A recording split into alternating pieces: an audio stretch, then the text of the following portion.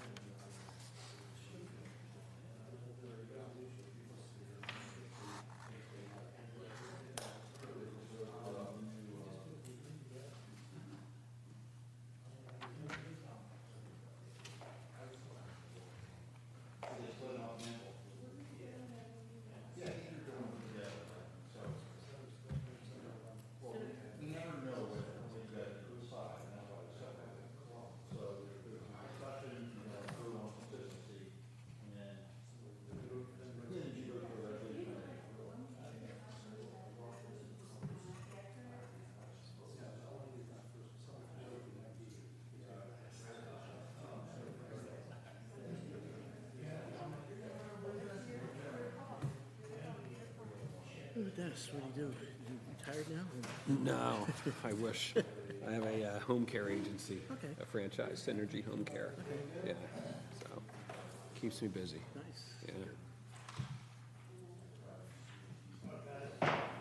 Yeah. Regular meeting of the Cape May City Planning Board is now in session, and in compliance with the Open Public Meetings Act of 1975, adequate notice of this meeting has been provided. Should any member of this board have reason to believe this meeting is being held in violation of that act, they shall so state that at this time. Hearing none, we'll start with the Pledge of Allegiance.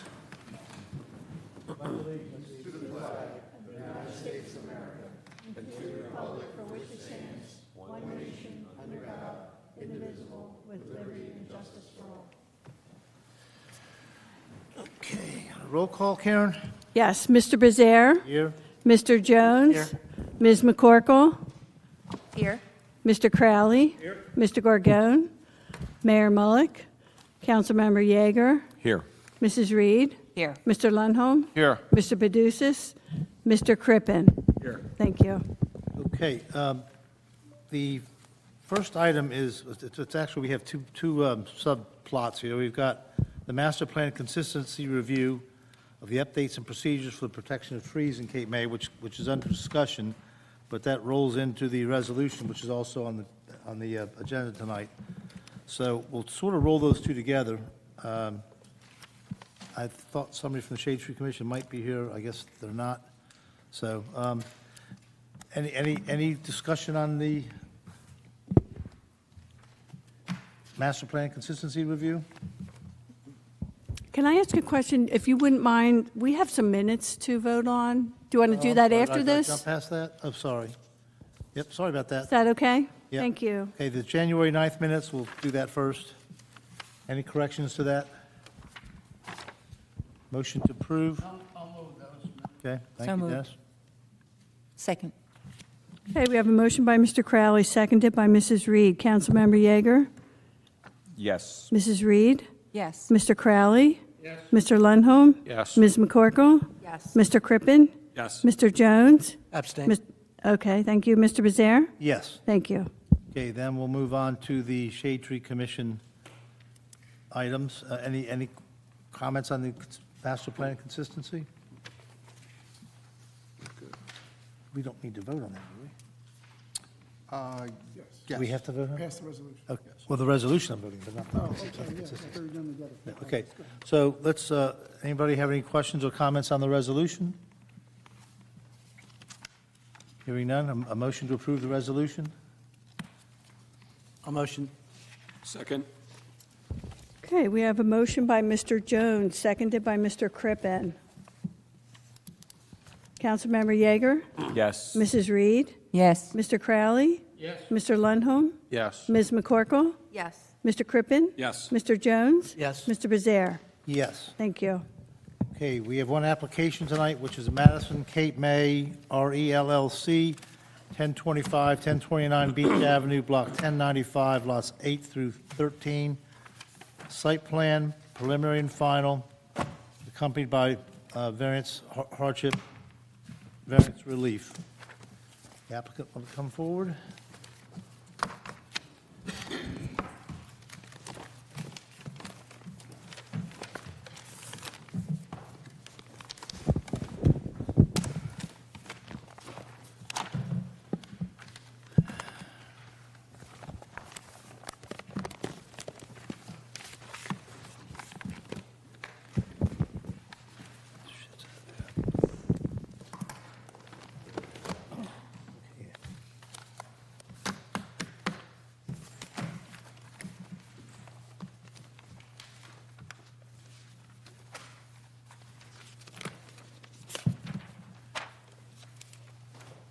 Make sure you turn your microphone on, Tony.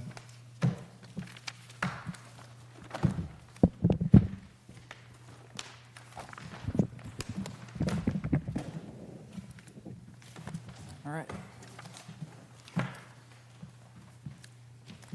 Hey, good evening, Mr. Chairman, members of the board.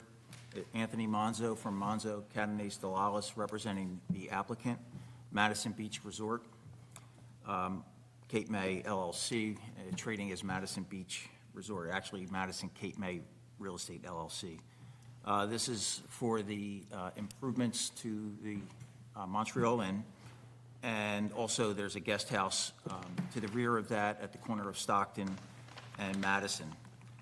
This site's located at a prominent spot in the city of Cape May, right along Beach Avenue at the intersection of Madison.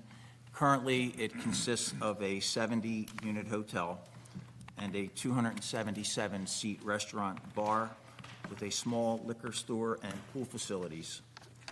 The guest house in the rear was previously approved by the board for employee housing. It currently has 5 bedrooms, and the applicant is seeking to utilize that guest house for 4 additional guest rooms associated with the hotel. The history of this, of the applications related to this property go back to 2004 that we were able to uncover and provide with our application. The last one, again, was in 2010, and that was for the enlargement of 3 guest rooms. With this application, and Mr. Hurlis kind of laid it out in his report as well, there are several things that the applicant is seeking to do. The first one is to remove the existing decks, stairs, and landings at the 2.5-story guest house and construct a small 60-square-foot addition and converted from employee housing to a guest rooms associated with the hotel. This was brought before the HPC last year around this time, and we do have conceptual approval, and the report was submitted along with the other reports to the board. We're also looking to remove existing concrete walkways and replace them with new walkways. Big thing here is remove existing impervious areas and provide an additional 778 square feet of landscaping areas. As you can see in the application and on the plans, this project already exceeds lot coverage, so the applicant is making attempts to reduce lot coverage and create more green space. I also want to point out that the original plan and application called for infilling the 330 square foot pool, kids pool, with patio area. Mr. Hurlis made a suggestion in his report that maybe the applicant consider a landscaped area instead of infill with concrete, which the applicant has agreed to do, and probably a grass area, and there may be some plantings there as well, but that's one change that will improve lot coverage. There's also, on the west side of the building, on the fourth floor, there's an exposed deck, and the applicant is seeking to cover it, basically following the roof line of the main hotel over that area, and from an aesthetic standpoint, as you can see in some of the renderings that we'll present, it's a major improvement. And, there are variants associated with this that Craig has identified, and I'll have Mr. Schaefer go through them when he gets to his testimony. There's a signage and variance, but actually, there's less signage proposed than exists currently. Signs are being removed, and there is one new monument sign in the front that will actually hide the pool equipment. The two signs that are currently on the corners are being removed. So there's one monument sign in the front, center of the hotel, and then there's going to be a sign in the A-frame part of the roof area that will identify the hotel. And there are parking deficiencies that currently exist. Right now, the parking deficiency is, I believe, 172 parking spaces required and 88 provided. This project will actually reduce by 1 the number of required parking spaces and will add by 3 the number of existing parking spaces, bringing it to 91. Those parking spaces will be, we're asking that they be approved as stacked parking spaces for employees only, and they would be located on the Stockton side in that driveway that leads back to the parking lot. And there are, and again, Mr. Schaefer will go through the variances. By the way, I have with me Morris Clark from the AS Architects, who will provide testimony. I have Andy Schaefer, who will provide testimony from an engineering standpoint, and I have Dan Alicia, who's the principal owner of the property, that is here mainly to answer any questions and make any decisions that are needed for this application.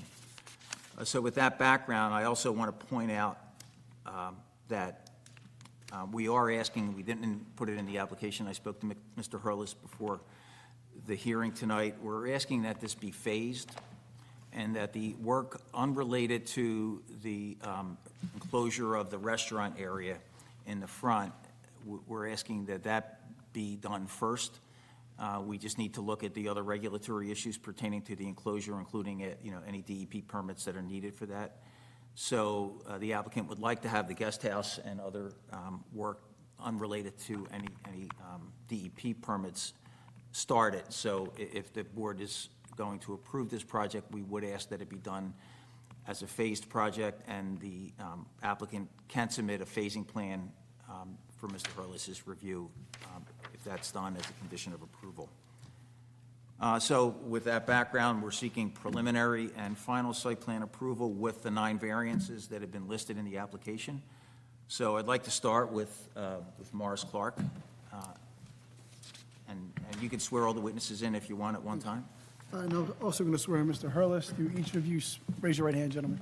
Do each of you swear or affirm that you will tell the truth, the whole truth, and nothing but the truth, so help you God? Yes. I do. Yes. And I'm not sure if Mr. Clark has been here before. If he hasn't, I'll have him put his credentials on the record. Hi, Morris Clark. I'm a partner, director of operations at DAS Architects. I am a licensed architect in several states, including New Jersey.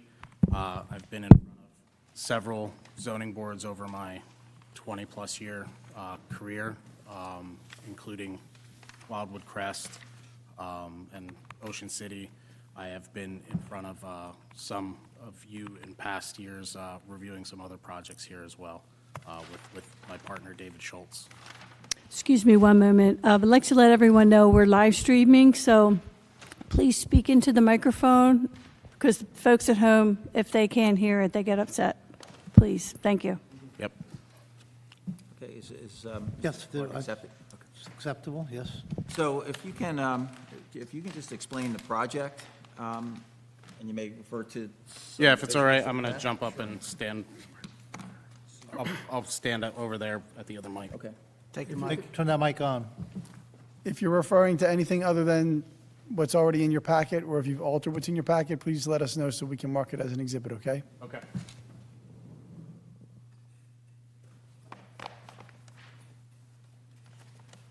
All right, so this is our site plan.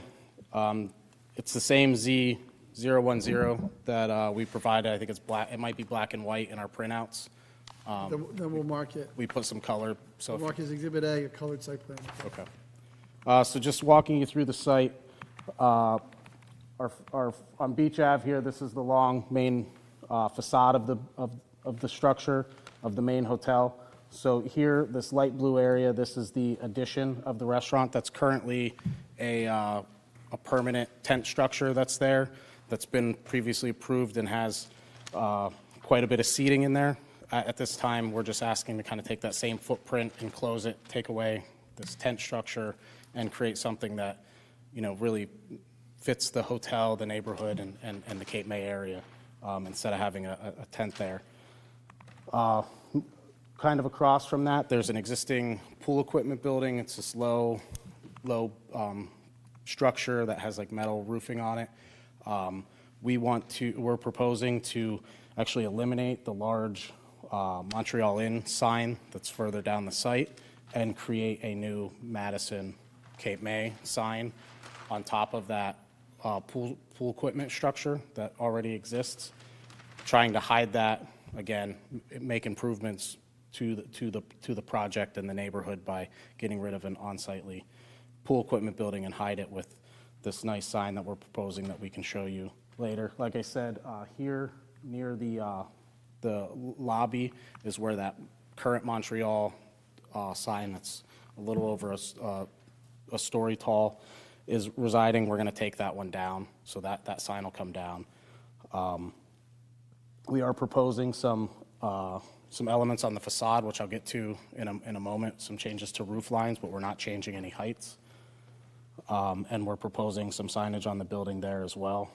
And then back here at the, what we're referring to as the guest house, we are taking off some existing decks, the existing stair that is kind of coming down kind of crazily.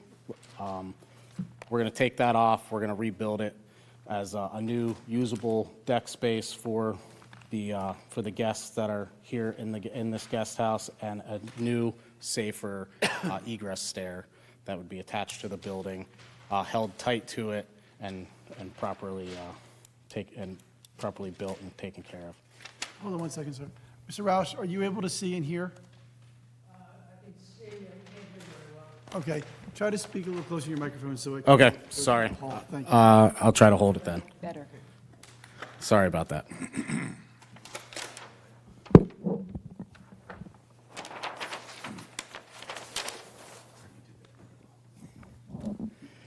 So here is the ground floor plan. So you can see this area here shaded in the darker tone with the darker walls is the restaurant addition. So again, that area currently is the tent, the permanent tent structure that we're looking to remove and build back with an extension of interior seating, some nice windows along the street facade. This, again, is that pool equipment area. We're not changing it. We're not enlarging the size of it. We're simply trying to build on top of it with this signage so that we can make it go away and it'll look like a monument sign. We have, and the rest of this first floor is existing here. Is that Z200? This is Z200, yes. Thank you. Now, you're saying the new sign would be going on top of that restaurant? No, on top of the pool equipment building. It's a low, Okay. it's a little low structure. I think the equipment's sunk in.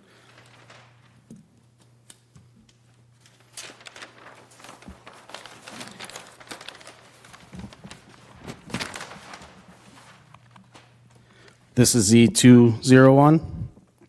This is the second floor plan, which is showing the existing roof area. With the extension of the restaurant, we would also propose to extend the roof area and create more of a lounge space for the hotel. So you'll see the seating on here is a lot of more comfy lounge seating, not for restaurant use, it's for the hotel people to be able to come down and gather, give them a space to come and enjoy. So there's no tables there, mostly seating, low furniture to, for people to sit on. Are you serving at those seats or no? You will? Absolutely. Yeah. And the bar that is there now is between those two areas? So the bar that exists is over here. We're going to construct a new bar as part of, this is a new bar layout, slightly larger. Is there going to be a roof over the entire second floor facility? No, No roof. it's open, yeah, like it is today. And you'll see that in the elevations. And is stair access the same? Stair access now? is here, yep. Yep. So access here, and there's connection back to get to the rear stair as well. That's not what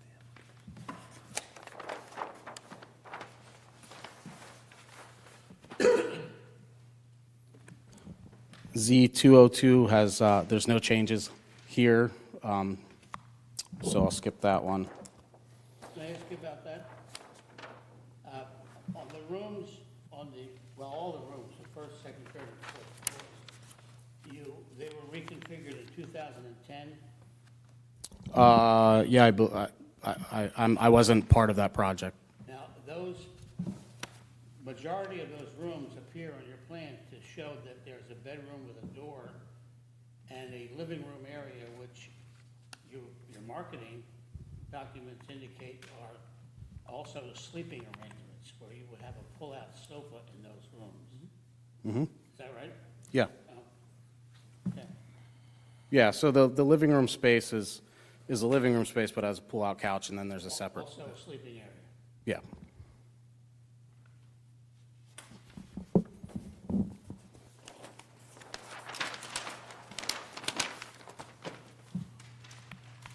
This is Z203, and really the only change here that I want to point out is this is the existing sun deck, so that's the area that Anthony had suggested we want to create a roof over this, create a roofed area so that people are under cover when they're using it. It's not really used as a sun deck quite as much, but they do have people up there lounging.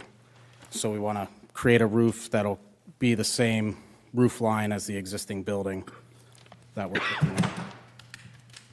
Question again on that. The plans we received last week, do they show a roof on that deck? It's an existing deck, yeah. I'm talking about the roof. The roof, yeah, it was, yeah. The plans do show that? Mm-hmm. Yeah, it's in the elevations and the roof plan.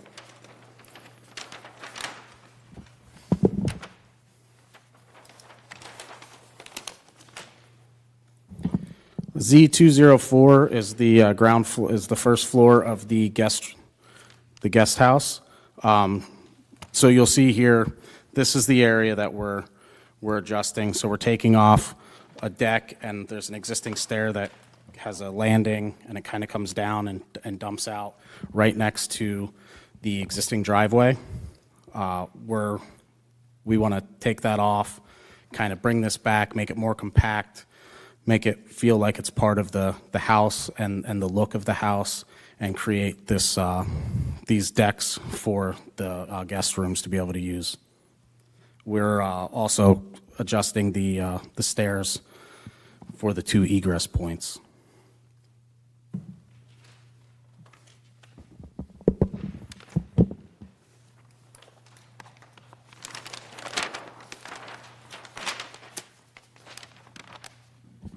Again, Z205 is the second and third floor, again, with the change being the addition of the stair tower and the balcony landing area required to be able to get to that egress stair so that we can have a second egress stair from this building. Same with third floor here.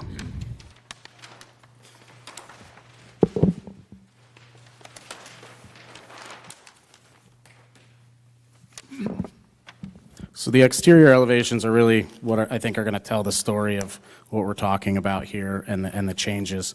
So I want to start at ground level again and just talk about the existing restaurant that is here with the liquor store. So that building is going to remain, and then we're going to create this addition here, which matches the design and the architecture that was already there, to create an enclosure instead of that permanent tent structure. We are changing out guardrails and things like that to make improvements to the building. This is that sign that I was referencing. This is the existing pool equipment.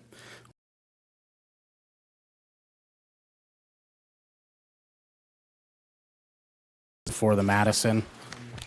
It's an ability for us to get rid of a tall the tall monument sign that exists at the other end with the old hotel's name on it, and create a new branding point here for the Madison, more centrally located.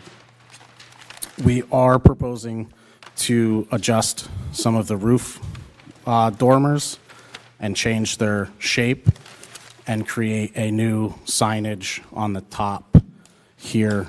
So creating more of a hip dormer instead of a gable, and then having a small, Does that new roof add to the height of the building? no, we are not going above the existing height. We'll use the same ridge line that's there, no height increase. And then over here, this is that roof that we are showing that we're adding over that roof deck currently. So again, kind of matching the design of the facade and creating a new. Is the access to that still from the inside? It's the same access, yeah, from the, I call them terrace walkways. Yep. Okay. What is the point of having, Dennis, I'm not sure everybody can hear you. Can you talk into the mic? They can't hear you on the mic. what's the point, if you will, of having 2 signs essentially in the middle of the building, one right over the other, saying the same thing? So the existing sign that we're taking down, that is the Montreal sign, is over a story tall. It's kind of a big sign, takes up a lot of space, but you can see it. We felt that by creating something that was more on the parking and pedestrian level for people who were walking and coming up to be able to identify, and then we felt it was really important as the Madison is a resort, that is the brand, and to be able to identify for people who are maybe on the beach, on the promenade, trying to find their way back or looking for the location, they'll be able to see the signage and the branding to come to our hotel, our resort. You're saying then that, do you think it's necessary for those 2 signs to be there? Do you really think somebody's going to be walking along the beach and not see where the Madison is? I think they'll see the building. I don't know that they would clearly be able to identify the sign. I think that's why the existing Montreal sign is as high as it is. So we felt instead of, having something that was kind of large and out at the public, kind of in the parking lot in that height, lit, that we could do something more subtle built into the roof with the name here for people to be able to identify from further The away. sign in front of the pool equipment hut is one of the ones you're asking for variance for. Is that correct? Yeah, yeah, we're asking for a variance.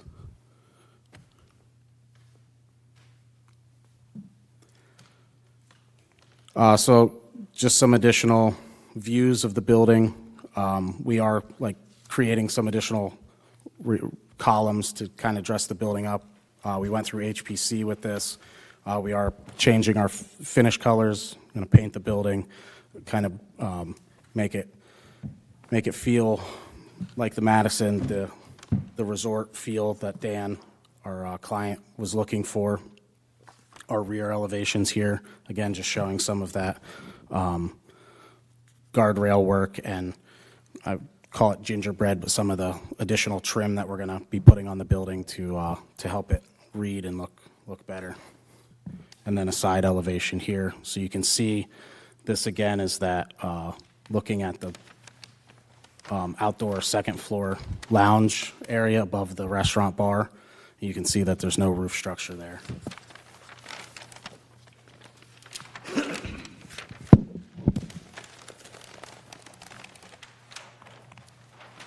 I guess you know there's another motel called the Madison in town.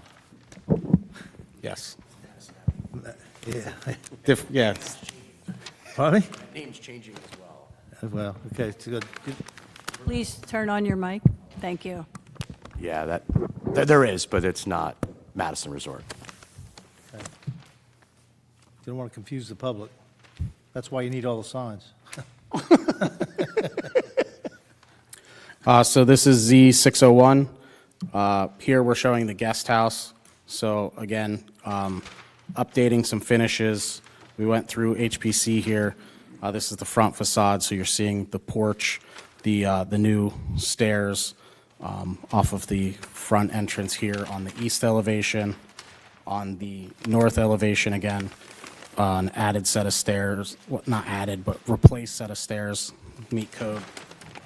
The facade is staying the same. We're changing the materials and the coloration.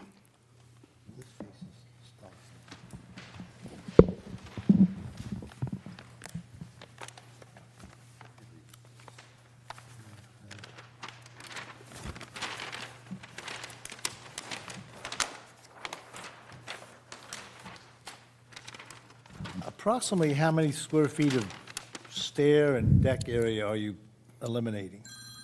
Shit, I forgot to tell everybody to put their phones on. It's just a reminder to tell everyone. That's me. I'm calling you to tell you to turn your... All right, sorry. The stair and deck, I don't have the exact square footage here. I'd have to look for it. But we are taking away what is now like a two-tiered extended stair. We're coming back with a switchback, so it'll be a smaller footprint, Right. similar size. It'll be current code compliant. The deck, I think, is a little bit larger. I'd have to double check that to give you that number, though. I don't have it off the top of my head. But the decks you're removing, is it a wash with the deck you're adding above the restaurant area now? No, these decks, there's decks here that we're removing that are coming back, and then the restaurant Just two separate buildings. The restaurant is getting, I think the restaurant addition is 923 square feet. That's currently the tented area. We're constructing the same square footage, and that'll create, on the second floor, that lounge space for the main hotel. This is really amenities. This deck is really amenities for this guest house. It kind of would be, rented with it as part of that for, if a family or a group was renting it for the week or 2 weeks, they'd have some private spaces. So again, the new staircase here coming down with the new landings that are created on each floor. They come down to a tiered deck. We have a higher deck here that then steps down to the lower deck. Here, again, it's trying to bring this in, make it more compact with the building, match the look of the building, but meet egress. So we had to make some of the heights work with landings to get that, so we could get down the grade, bring that down, and not have too long of runs of stair. And our side view, again, seeing the stair come down, so you can see the switchback here that brings us down to this new deck here, which also connects back to the front deck.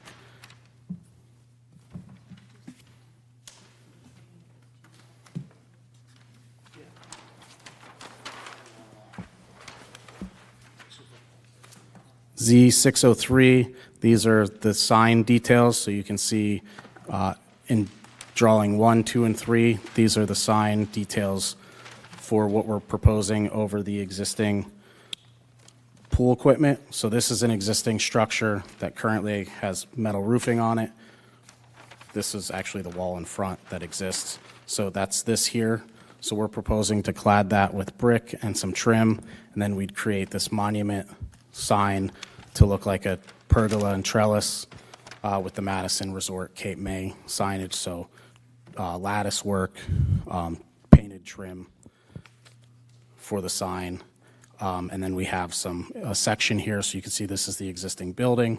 So we're really putting this on the low roof and then having some face mount lighting. So no backlit letters. All the lighting would be from small fixtures, kind of grazing it from the front.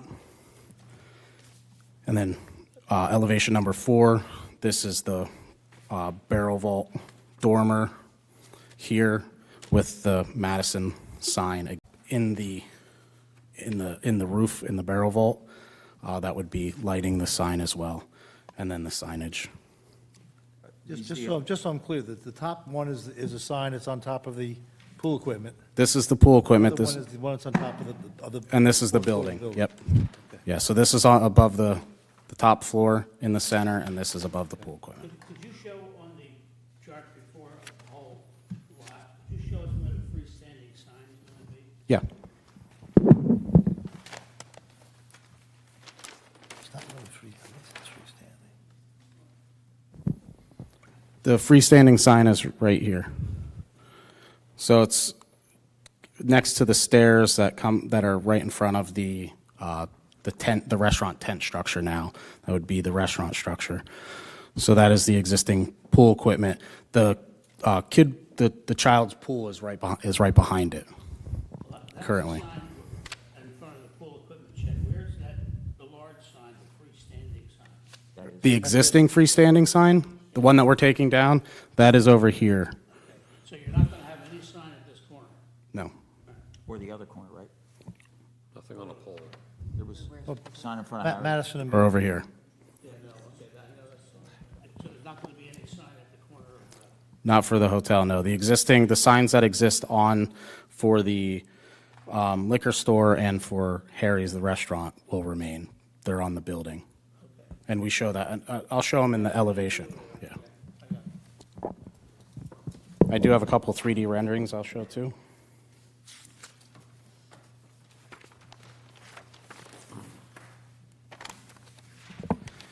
So this is a rendering from the beach, so you can see the Is that in full. the packet, sir? Oh, sorry, this is Z700. This is additional. It is not in the packet? It is not in the packet. So we'll mark the renderings Exhibit B. And that there is Z700, 701, 702, and 703. Does that show the sign? I'm going to call it a color rendering, and it's Exhibit B. So here you can see the existing liquor store and restaurant. You can see our new addition here, matching the facade, kind of taking that current architecture with the window design, the metal roof, and then here is the extension of that roof deck area, that lounge that we're proposing. So this is the existing rooftop restaurant area, and that's the lounge out front. The sign for the pool is right here, so you can see that's where the pool equipment is, kind of centered on the building. Again, the children's pool that we're proposing to take out is directly behind that, with the main pool to the left. You can see the roof line here. Again, we're making some changes to make these hip roofs, so bring them back but keep the same ridge line, and we're adding this dormer The sign that is here is what's coming down, as well as the one on the corner. And this is that same roof that's coming out from this roof to cover that existing deck. What's that deck gonna be used for? Same thing it's used for now. They have, they lounge up there. There's, I think, some furniture and different events. It's our hotel guests that use it. Yeah. Mainly. It's a great viewing space for fireworks and things like that on July 4th. Is it gonna be food service up there? There could be, but it's normally, Could be. yeah, but it's light. It's for our guests. Seating connected to that food service? For the hotel guests? Yes, There could be. would be. So let's just get this out now, because this is where we're a little confused. The seating, put that, you're talking about up on that top left-hand corner thing? Yeah. All right, put that aside for a second. The seating on the patio that you're extending, that's sort of an extension of the restaurant, really. That lounge seating where you're going to be serving food, are those seats included in the 277 seats? They are. No, they're not. They should, the 270, The lounge seating, are you referring to the lounge seating? I'm talking any seating where you're serving food, The lounge seating is not included in the 277. but the testimony is that they're serving food. The lounge seating is, There's no table. there's no tables, it's drinks, So it's just and drinks. the lounge seating, I think, that- He may have been referring to the areas where there are tables on them, that currently exist on the roof of the liquor store, right? Or the existing restaurant. Well, I don't think he thought that, but I don't know. I mean, let him testify. I also want to remind you that seating with respect to parking is a seat. It's not a table, it's a seat. And so if you have a seat sitting with cocktails in the lounge, it's still a seat. The code, Code says that. section 412 of the code, chapter 412, excludes from the parking requirements seats in areas such as waiting areas, lobbies, and seats without dining tables, which are measured as tables that are 36 inches high, located on the verandas and porches of any restaurant, hotel, motel, inn, or tourist guest house. I So thought this it would says, I include- thought K says, this chapter veranda or provides for, porch. it says, This is outdoor seating. Greg, can Now, let's have can I just one read, person. can I just read this? It says, but that thing you're talking about says, this chapter provides for allocation of existing seating, not the creation of new or additional seating. I mean, that's section K. So if you're adding seats to to that but- porch and serving food and But- drink at it, Yeah, there's but seats. it's the definition of a seat. That chapter defines a seat to exclude lounge areas. I mean, if you want to, you look at every hotel that has verandas and lounges, the Rockers at Congress Hall, the Adirondacks at Congress Hall, the chairs at the Beach Shack, the chairs at Elaine's, I chairs on thought they porches of existed. I thought hotels. they existed. That's for the outdoor seating ordinance. Right. Right. This is Are going to, these seats going to be licensed through that? Well, the ordinance says if it's approved by site plan, it doesn't have to be licensed under chapter 412. It's either or. So if we weren't submitting if we weren't asking for a site plan, chapter 412 says you then come and you get it licensed under the outdoor seating ordinance. But if it's included as part of a site plan, you don't have to get it approved again. How many seats do you have licensed under the outdoor seating? Well, there's 277 seats that are on the mercantile license.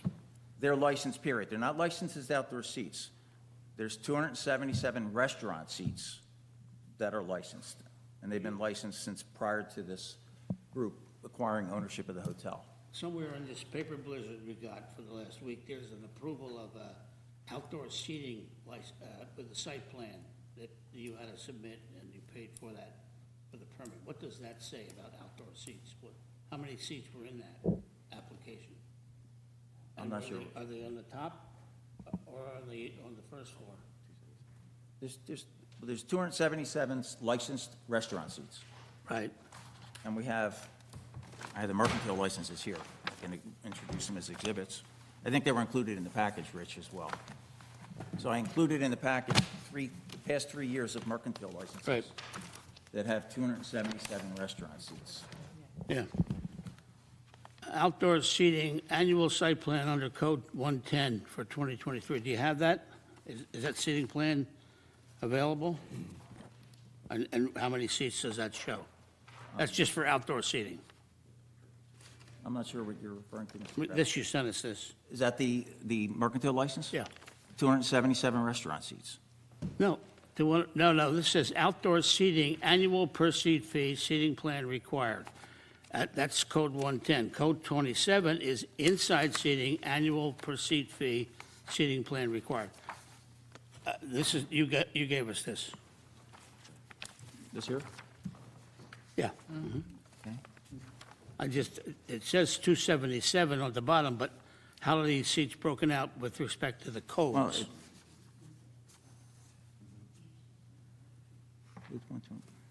it doesn't break it out. It just Oh. says seating 277. Well, wouldn't that be germane at this point to know what we're talking about here in terms of outdoor seating? Because you're expanding the outdoor seating. We are not expanding outdoor seating. Or I think what he's saying, Tony, is that fourth floor deck going to be waitress service dining area, or you It's a can bring, lounge or you area. can bring your own food up there? People can go to the bar and get a drink. I mean, anywhere in the hotel. Right. People can go to the bar and get a drink. I mean, If I may, I think there's a confusion here. I apologize. I'm just going to jump in on that. Because you said fourth floor, and... That's what he's talking So about. I'm confused if we're talking about the fourth floor or the second floor, which we're talking talking about about the the second extension. floor. And I think I just want to clarify that. I think there's a confusion of, are we talking about the second floor, Harry's rooftop, or are we talking about the fourth floor sun deck covered? My question was the covered deck on the The top of fourth floor. That's what I was asking. And there's going to be food service there. covered deck? No. Well, Covered deck. That's a hike. No, but that's what he asked. Is that going You to don't, be service my on the apologies, fourth you floor? don't order food from the restaurant and get served up there. That does not happen. We do have guests at the hotel that are seating up there and they eat. So the question was, are we seated and is food served up there? Yes, I have hotel rooms that come right out to that deck and they do use it and they have food up there. But we do not serve food up there from Harry's Restaurant. No waitresses up there. There's no waitresses up there. on the deck that's going over the patio that you're calling a tent, that's additional seating now. Will there be waitresses from the other side of that bar coming to that side to serve? Yes. Yes. But only drinks, because there's no tables there. There's no tables for people. There's Correct. fire pits, there's low areas for people to put drinks, but there's no dining tables for people to be able to So sit. can they order food in that area or not? You do order food at that top deck. No. I'm talking about In the new part. the new enclosed area. This area That's here. not- They which say is- it's going to be a lounge. It's sofas, Right. and low coffee tables for you to put your drinks on.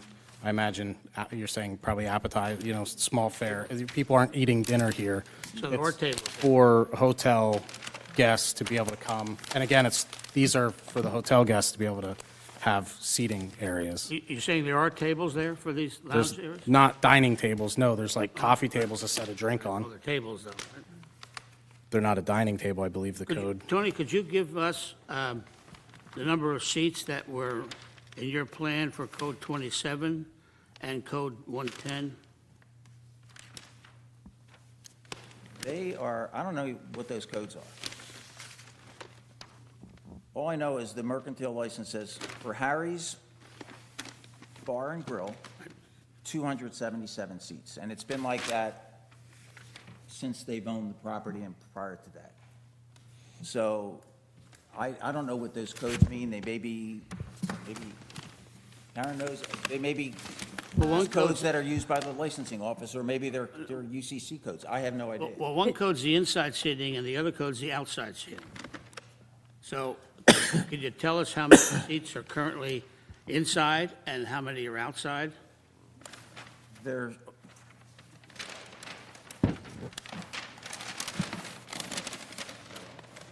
we can count them.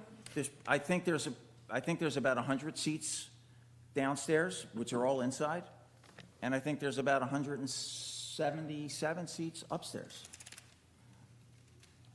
Well, I mean, I've tried to count them. I think Craig maybe counted 290, but without tables, maybe 290, but with the seats with tables or bar seats, which are also included in the calculation, there are 277 seats. Approximately 100 of them are downstairs, which are all inside seats, and approximately 177 are second-floor seats. So the seats downstairs that you're saying are inside of that tent, you're calling that inside? Yes. All right, so when you cover that and you make these improvements that you're doing, are you changing the footprint of seating?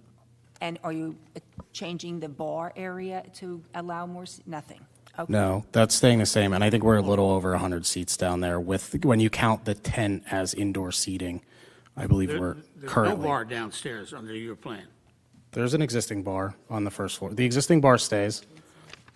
There's a bar in there. There's an existing bar. When if I can just comment on this. When the outdoor seating ordinance was put in place, Just wonder, can you talk about that in a second? I just want to understand the plan. I can't tell where the seating is. Can you look at the second floor? What floor plan? Z201. No, there's seats. There's no. On Z201, we have labeled all of the seats that are considered dining as number 39. That is the note. 39 says these are dining seats, bar seats, which are all for food service. And there is a note 38 pointing to all of the banquettes, lounge areas, couches, and cushioned areas that are considered just seating lounge area. Okay, so all of these things that are 38s, you're not counting towards the 277. Correct. So these things that have 4 seats around what appears to be a table in the middle, that's not a seat for this restaurant? No, it's not for the 277. It's a lounge where someone can come, hang out, put their feet up, have a drink. But the testimony and the reality is they're going to be served food just like they are at all the tables. That's how I understand it. well, Unless it's just been served but I'm just standard going back to protocol. the ordinance. I'm just going back to the ordinance. Chapter 412 is clear. Hold on for a second. I have a whole issue with how this is being served to the board. The outdoor seating ordinance, like, there's no mention that you're taking advantage of the outdoor seating ordinance in this entire application. At least I didn't see it. Is there any reference to it? If you want us to reference it, we'll reference it. I mean, No, so this. It's part of the presentation. So, Yes. but you're now saying, you're asking, so the outdoor seating ordinance seats can be approved in one of two ways. Site plan approval from the board. Right. Which you're asking the board to do. And they're shown on the plan. That's correct. Okay, but there's no mention of you asking for outdoor seating approval. None. So I didn't do an outdoor seating review. It requires other city officials to look at it, fire official. I'm sure when the fire official looked at this, he had no idea that he was reviewing this under the outdoor seating ordinance. It's on the plan. There's no mention that All you're of this asking is for. outdoors. The fact that it's outdoor doesn't make it outdoor seating. I mean, it's, This is why I asked if there was a roof over this facility. There's no roof over it. It's an outdoor seating location. That's correct. It's not on the It's on plan. the plan. We're showing lounge seating on the plan. We're Well, then asking for Craig's approval of point, the site plan. Craig's point needs to be addressed. I'm just telling you that I have not done any review, whether it complies or does not comply with the outdoor seating ordinance. There's no mention of it in the application. I don't believe the fire official reviewed it under the outdoor seating requirements. I don't believe any code officials looked at it under their, because there's several different layers of review that goes into this. You can't just throw it in front of us and tell us tonight that you're doing outdoor seating and taking advantage of section 412. When we submitted the application, we had a narrative of what we were doing, and it was shown on the plan. I mean, it couldn't be clearer, Craig. I mean, Okay, and so I identify the fact that you're asking, there's a whole bunch more seats than what you're showing in your parking counts, and therefore I flagged it as a discrepancy and said, you need to resolve this. Well, that's what we're doing. That's what. See, what you're telling is you're asking for the outdoor seating You review. mentioned in your review memo that we showed 290 seats on the plan, and we asked for For 270. 277. So we're explaining that it's actually 277 of restaurant seats Okay, so you're and bar explaining that. seats, which trigger parking requirements. And in your narrative, tonight, in your presentation, you said we're using Section 412, which is the outdoor seating ordinance. I am telling the board that I did not review, and I don't think any city official has reviewed, the outdoor seating under Section 412. I cannot tell you whether those seats comply or do not comply. So I'm just telling the board that.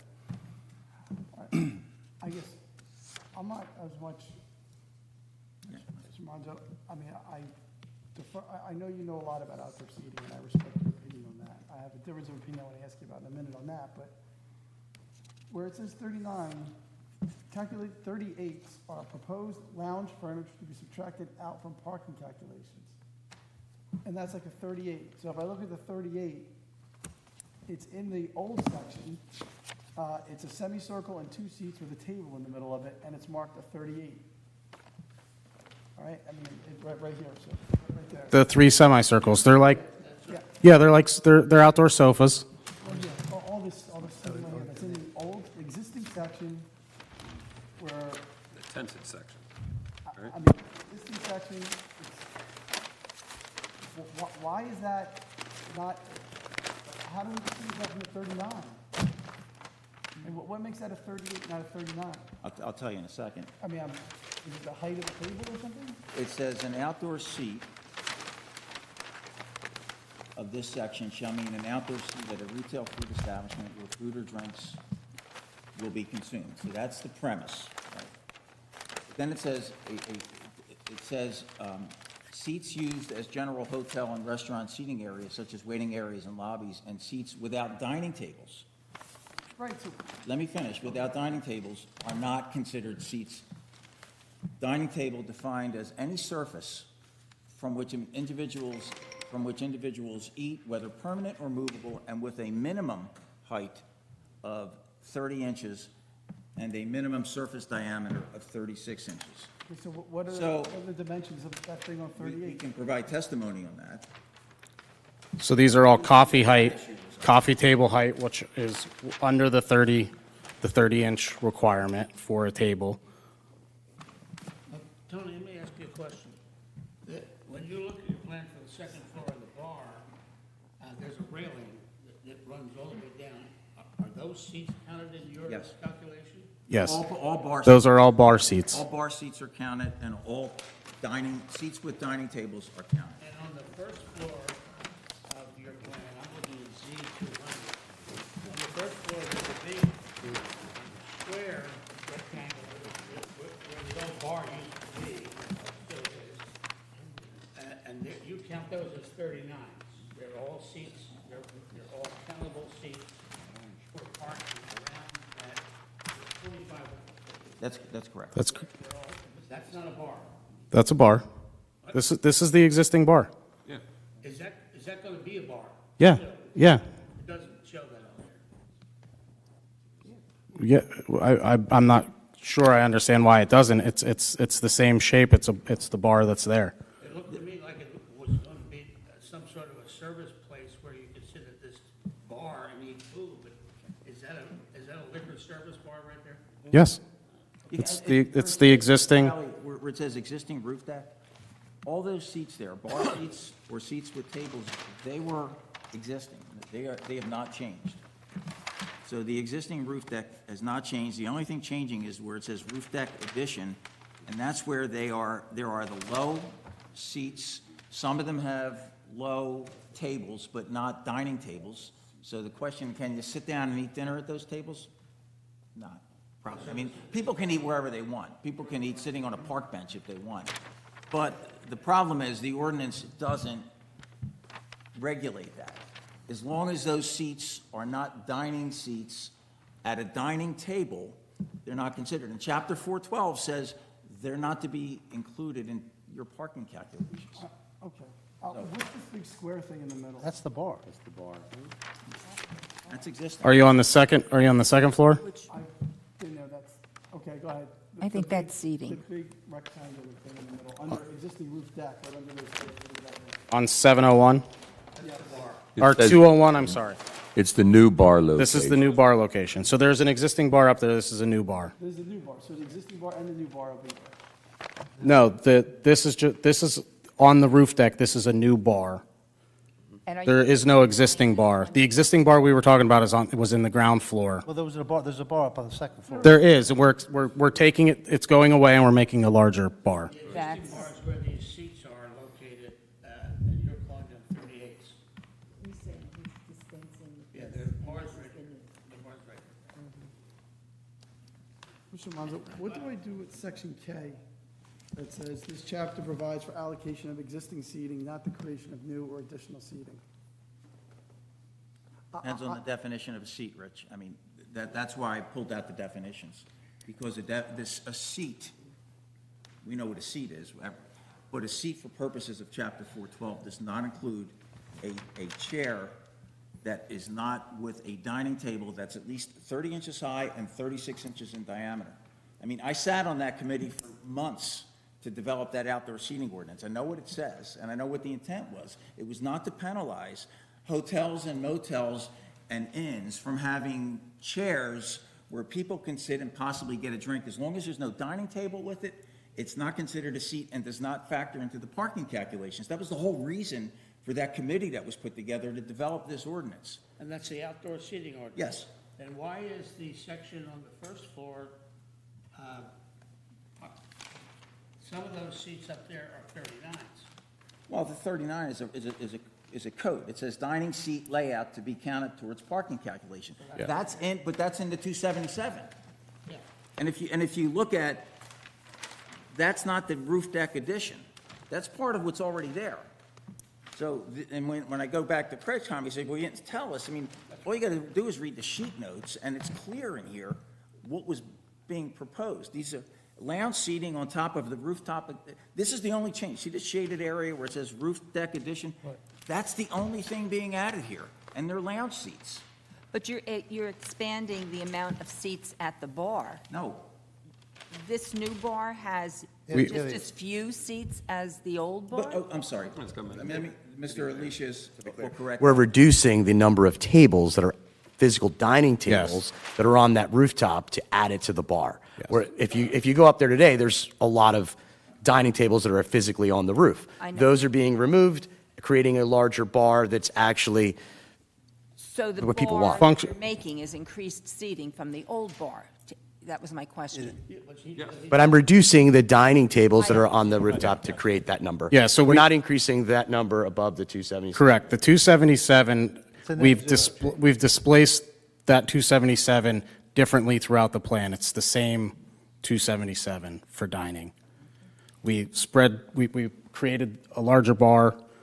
We took away dining seats. We actually have more circulation between our seats so that there's more circulation. It's safer. Everybody's not on top of one another. That was the point of the plan. Spread people out at the tables and allow the bar to have the more congested area.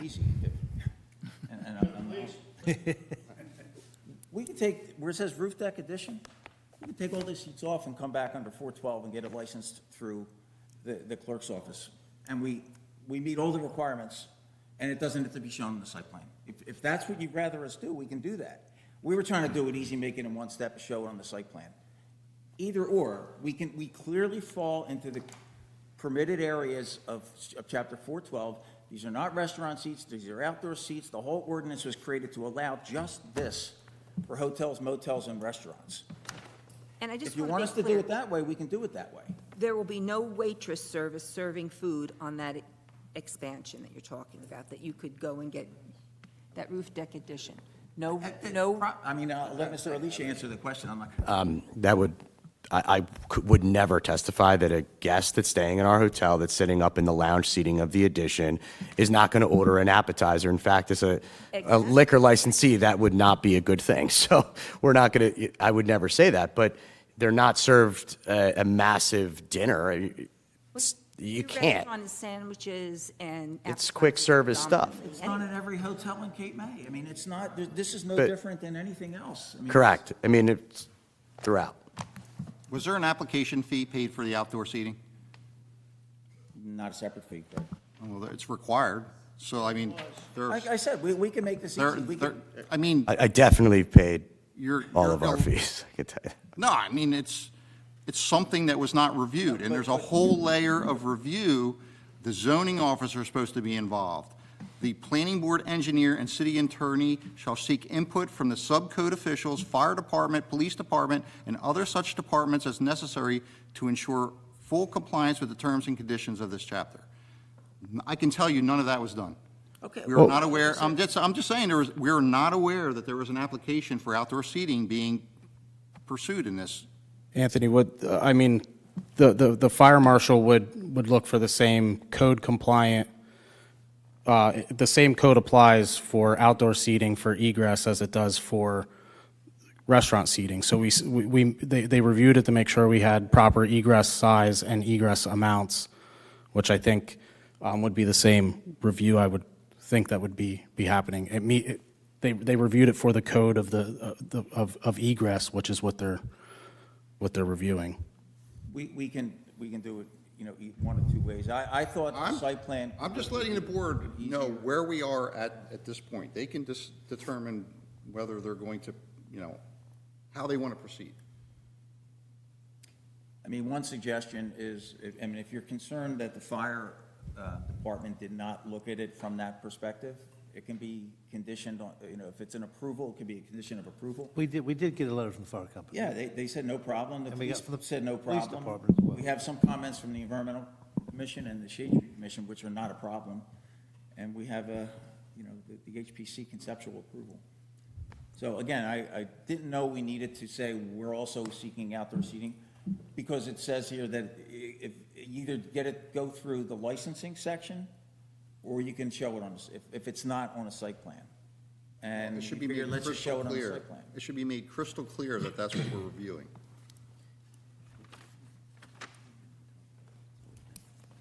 I'm good, you stop. I just want to make sure.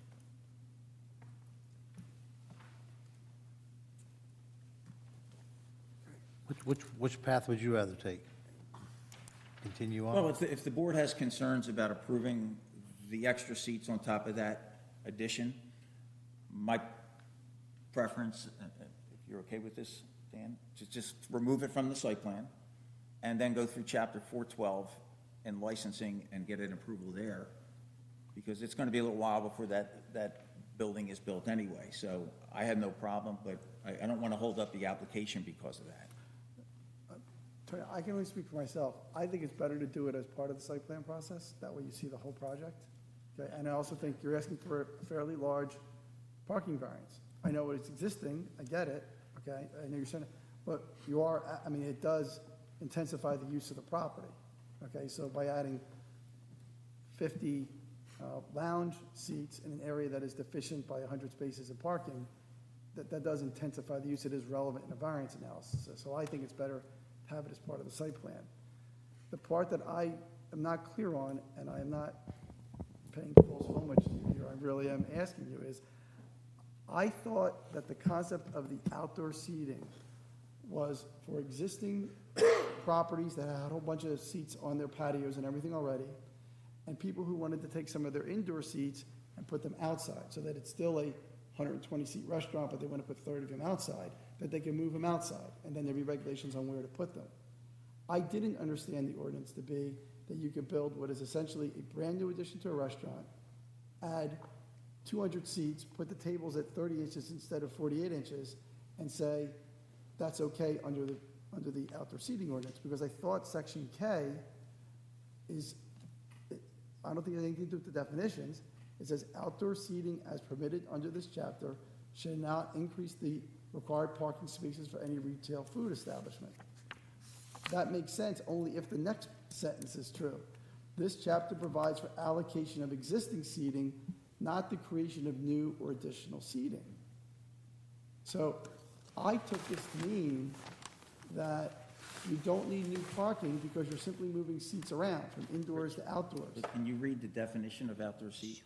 I did read it, and it's saying that these things you're talking about qualify for outdoor seating. No, but it says, Doesn't say they're not seats. no, it does say that. It says, for purposes of this section, Yeah. an outdoor seat at a retail food establishment where drinks or food or drinks will be consumed, which shall not include two seats that are limited primarily to hotel guests, seats used as general hotel or restaurant seating areas, such as waiting areas and lobbies, and seats without dining tables located on the verandas and porches of any restaurant, hotel, motel, and tourist guest house. They are excluded from the definition of an outdoor seat.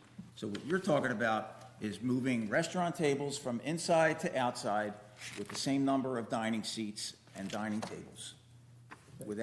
Doesn't include lounge chairs, doesn't include low seating, and seats that don't have dining tables. Okay. Which is a- Then what does this mean? This chapter provides for the allocation of existing seating, not the creation of new additional seating. Why is that sentence there? Because it's not because it applies to outdoor seating. You have to fit into the definition of outdoor seating for it to apply. I know we all think outdoor seating is any seat that's outside, but it's specifically defined in the code to exclude lounge seating. That's clear. That definition is clear. Okay. So that's my argument. I mean, it's what the ordinance says, but I think it's just a matter of interpretation of the ordinance. And if you need some time to look at that, I'm fine with that as well, but That's That's what, okay. I mean, honestly, you know more about this ordinance than I do. You probably wrote it, okay? But I don't understand that sentence, and if you wrote it, you'd be able to tell me what that sentence means. I don't know what that sentence means. This chapter provides for allocation of existing seating, not the creation of new additional seating. Well- I don't know what that means. Larry Hirsch was on the committee too, and the concern he had and others is, I don't want my rocking chairs or my Adirondack chairs or my low beach chairs or my benches or my porch seating to be included in that definition because I would never be able to meet the parking requirements. And that this whole ordinance was developed to try to strike a balance between having some seating outside where people want to be without an exacerbation of parking. And it's not a perfect ordinance because nothing's perfect when you try to regulate these problems.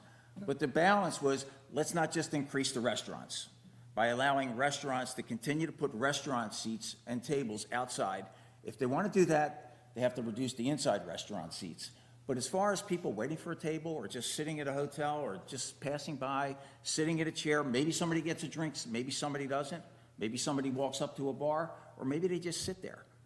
And it's unfair to try to include all of that seating into the definition of an outdoor seat, which exacerbates or triggers additional parking relief. Tony, That's- chapter 412, you're talking about chapter 412?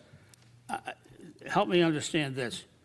Under the definition of an outdoor seat, it says a seat without dining tables located on the verandas and porches of any restaurant, hotel, motel, or guest house. Are you saying that that new deck you're putting up there is a porch or veranda? Same thing. Is it? It's the top of a building. It's a porch. It's a second floor porch. Oh, Sun deck. porch? The deck, porch, I mean, You think that's a porch? Or a veranda? What they're saying is if you made all the tables, all the 39s, all the 38s had 30-inch tables, you'd have no seating on the top floor deck. No, because it would all be outdoor seating. With the exception of the bar seats. With the exception of the bar seats, if you just lowered all your tables 11 inches, they wouldn't count towards parking. And the ordinance seemed to me to be kind of picking up scrap areas, like around a pool, on a veranda, on a porch, when you start expanding it next, as part of a rooftop restaurant, it starts to not make as much sense, that's all I'm saying. I mean, it just seems like you could have a 8,000 square foot restaurant with 30-inch tables and. how many, But Dan, you have entertainment up here too, so this is also where hotel guests can sit and enjoy the entertainment if they're not eating. That's a whole other issue. We'll get to that in a it's little almost like hotel lobbies. You don't No, count no, it's lobbies. just, you're claiming that those 38, item 38 seats don't count because of this, because they're on a porch or a veranda. So you're saying that that thing is a porch or a veranda? Yeah, okay. I mean, listen. I get it. If there's a concern about the ordinance, I mean, it's not for the planning board to address that. I mean, you can question it, obviously, and make sure you get the right interpretation. Well, you can go site plan review with our attorney is suggesting we do, or you can go to 412, but even 412 is suspect. So either way, you're going to have to deal with the 38, the quote-unquote hashtag 38 seats. It's going to be a parking impact, sooner or later, either in a site plan, or if somebody doesn't agree with your interpretation of what porch or veranda means. The new areas open to the public or just hotel guests? No, it's open, yeah, it's open to the public. Can I go back, just change the subject for a minute? The section on top of the fourth floor with that's going to have the roof on it now, is that going to be used as a venue in any way for receptions or exhibits or parties? Sorry. In other words, let's say for example, a 4th of July fireworks viewing party, For our hotel guests, absolutely. and that's going to be catered, there's going to be waitress service, going to be food. You could have cocktails up there. I mean, it's a licensed premise for our liquor license, but it's not open to the general public. It's only for our hotel guests. Well, that's immaterial. It's going to be used for some sort of a food and drink. There's a maximum occupancy up there, but it could be, yeah. Is there you have a There's an occupancy that is up there, absolutely. Okay. No, there have to, Well, if you do it for a private event for your hotel guests, yeah, I mean, you could have somebody up there. I think it's Would prudent to have somebody up there The to hotel- monitor alcohol service. The hotel guests are already baked into the parking because the parking is associated with hotel rooms. right, so that would that count as an accessory use? Oh, yes. It is an accessory use. Well, it's not. I mean, in the plan. I think it's a legal question. I can answer that. It's yes, under the code, it's clear. Well, then, Yeah. okay, then let's go to number S3, because I don't believe you show that as an accessory use. Listen, we have an accessory use analysis. Yeah, I know, it's on S3.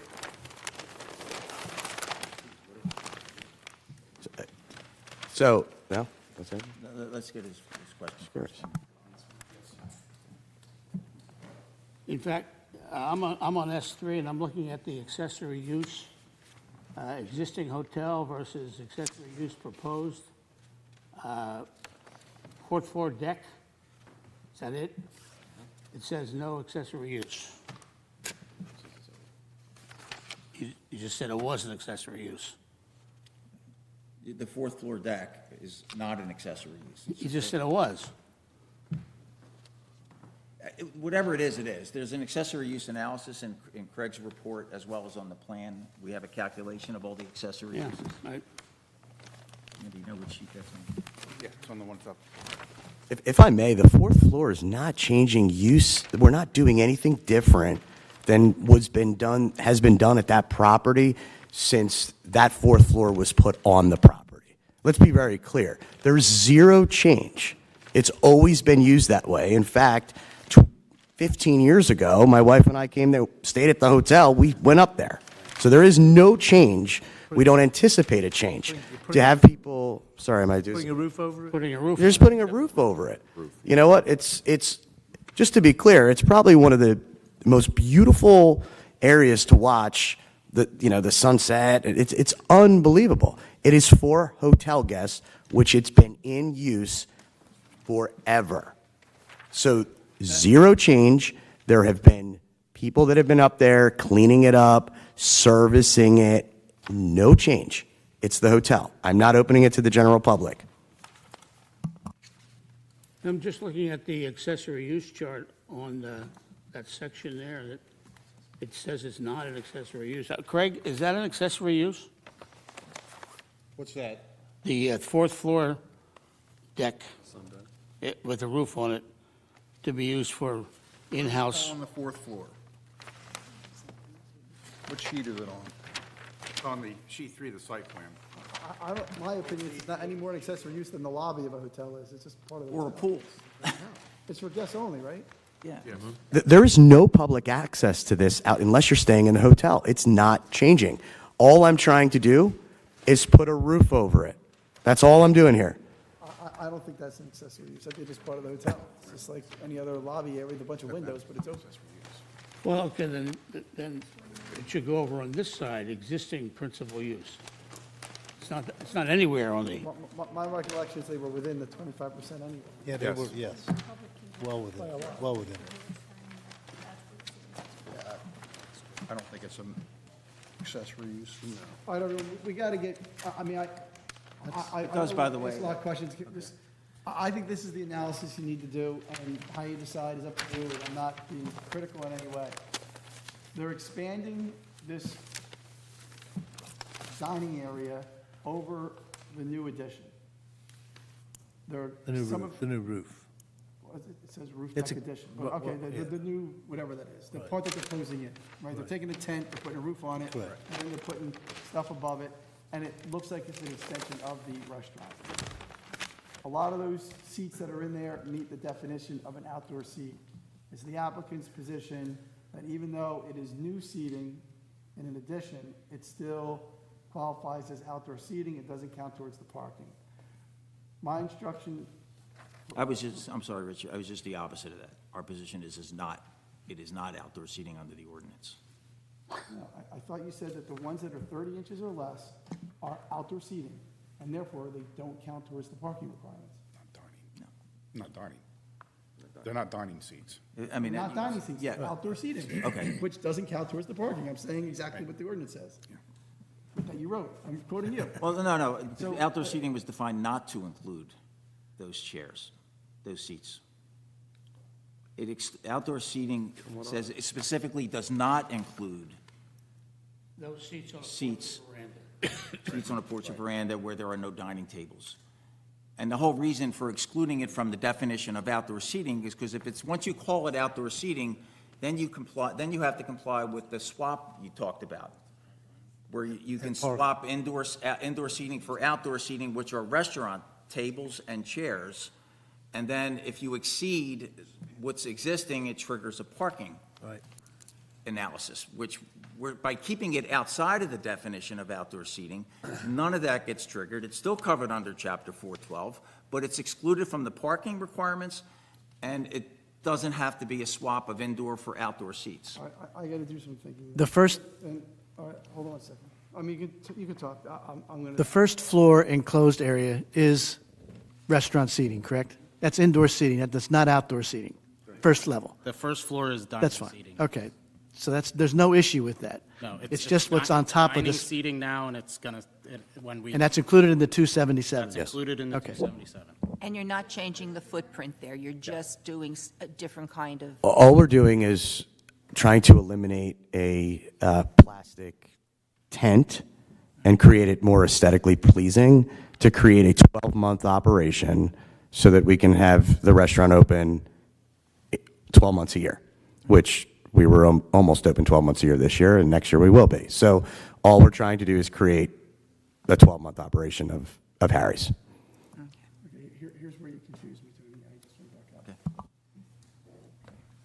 If these aren't outdoor seats by definition, all right, then I don't understand why you'd apply for an outdoor seating license. These are basically non-existent then. Okay, so this talk of applying for an outdoor seating license is for when you have seats that qualify as an outdoor seat. So then when you're saying we're going to go apply for outdoor seating license, as I understand it, the way you're reading this, you can have an unlimited number of unlicensed seats that are 30 inches or have a table that's 30 inches or less, and you call them a lounge. And you can have an unnumbered limit of them, they're unregulated, because you don't apply for an outdoor seating license because they're not outdoor seats. So there's an unlimited number of them. You don't even need to show them on your plan. I wouldn't say it's unlimited. I still think we need to show them on a site plan.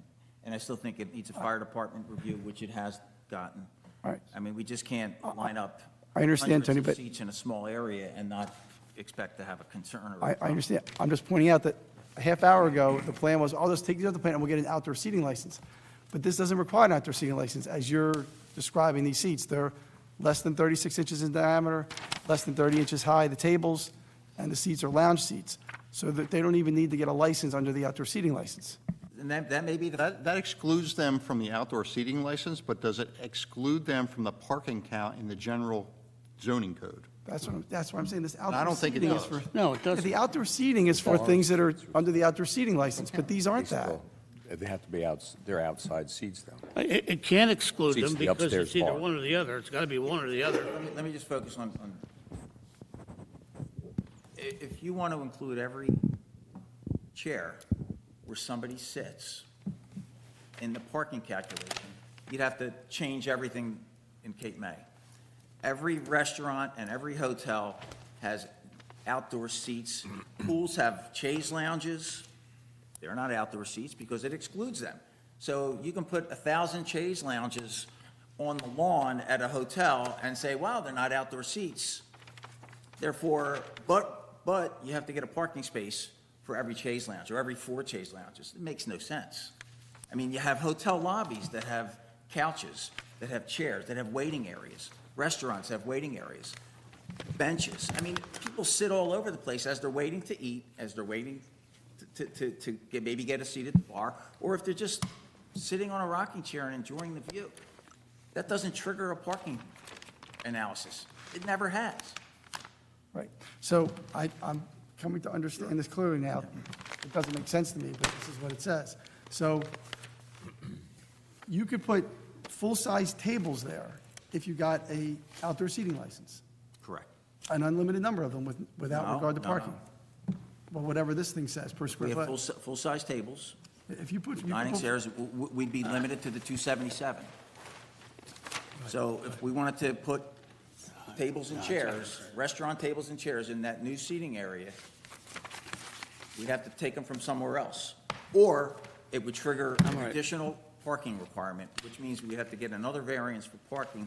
We don't want to increase the parking requirements. Now, you can argue that whether it's a small chair at a little table, or whether it's a big chair at a dining table, there's still people, it's still parking, I understand that, but it's not a perfect ordinance. But it wasn't meant to be perfect. It was meant to try to strike a balance between the way hotels operate and the concerns of the city with parking. So Okay. So that's kind of where this ends up then, and the instruction I give the board so you can move past this issue, is that the testimony and the plans demonstrate that these, the ones marked 38 are not, they're neither seating for the restaurant nor outdoor seating. They don't count at all towards parking. I do think that when someone's seeking a parking variance, it is fair to consider an intensification of the use, such that a property that has no, I'll call it lounge seating, that's the word I'm going to use for things that below these threshold, that has 400 lounge seats versus something that has no lounge seats, and each of those have 30 parking spots short, I think you consider them differently in your balancing and all of that. But I think that Mr. Monzo, his analysis is correct under this, I think, fatally flawed ordinance that would allow a full 5,000 square foot deck of unlimited seating with 30-inch tables and not be a restaurant. But under the ordinance, he's correct, that these 38s do not trigger additional parking requirements. So I agree with that, and that's fair. So when you're doing your analysis of the variance, I think is a factor to consider, but your ordinance is telling you that you shouldn't count those towards parking. And in fairness to the applicant, if the ordinance says it shouldn't count towards parking, it really shouldn't be a huge factor in your balancing, because someone made a determination that outdoor seats don't affect parking that much, and it's worth it to have outdoor seats. So, you got to consider that as well. Does that, everybody understand it now? Yeah, I want to push back on that. Why would anybody think that having outdoor seats doesn't impact parking in a place that's already 100% over its required number of parking spaces? I don't see that at all. Well, I mean, I think part of it is whether an application where there is I've been saying all along that what's going to happen someday is people are going to create whole restaurants of things that don't qualify as seating under these definitions, and then where are you going to be, right? So this is sort of almost there. But it does make some sense, as Mr. Monzo articulated, at the time they're doing it. I mean, if you look at Congress Hall and all the cool places we go, you grab a drink, you sit in a lounge chair, right? Should they need a parking spot for that? And if they do, you're talking hundreds of parking spots for seats around pools and on verandas, and then they won't have any outdoor seating for people to sit at because it'll count against the parking, so then you won't have rocking chairs. So the idea was to strike a balance, okay? It may be an imperfect ordinance because if everybody just starts adding 5,000 square feet to their outdoor restaurants and putting lounge seating there, then you're going to have huge restaurants that require no parking, and that's going to be a problem. So, it's something to consider as you revisit. Well, there would never be restaurants, because if they were restaurants, there'd be tables to eat the food at. You're talking about like festival spaces, I'm talking like about for example, 400 what bars meters did to the during Beach COVID. Shack. But if you go to the Beach Shack, there's hundreds of people sitting in the beach area there, eating at 30-inch tables. Although I thought we counted that towards their number of seats, but what do I know? Didn't we? They handled it a little different for the Beach Shack. Was it in the parking calculation? It was in the parking. It was in the parking? Yeah. That's why the inside of the place is empty.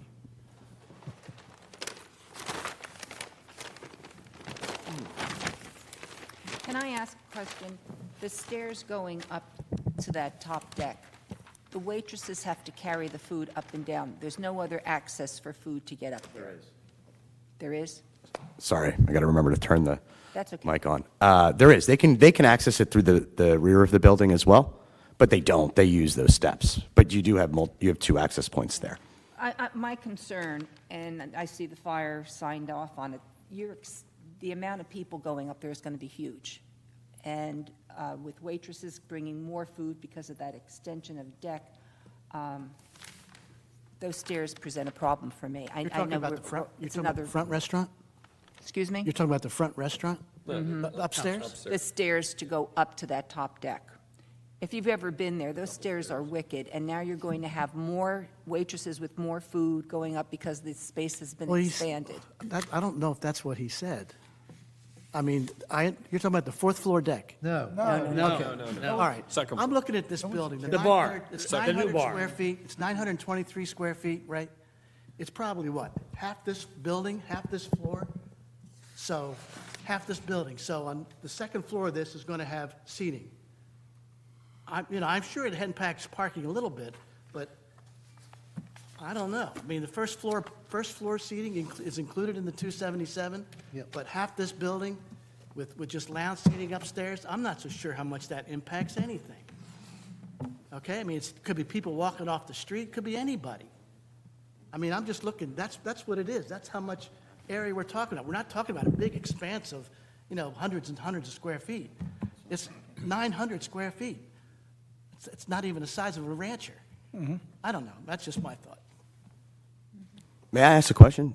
So if I didn't have lounge seating and I just put 100 rocking chairs up there and it met the fire code and I just put 100 rocking chairs or Adirondack chairs, it would be okay.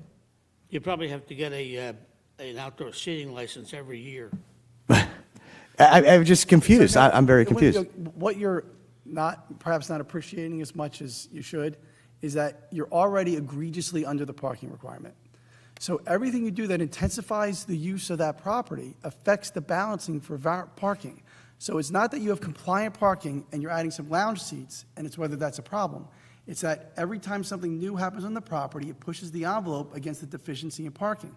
Doesn't mean you should lose. I'm just pointing out to you that, if you were to put 100 lounge chairs there in a property that's 100 short on parking, that can be a problem. Whereas at another property where they have compliant parking and they put 100 lounge chairs, that might not be as big a problem. So when you're already deficient, you need to approach your project with the humility appropriate for being 100 parking spaces short. That's what they're trying to say, that's all. I totally understand, and I just want to make sure that I'm very clear.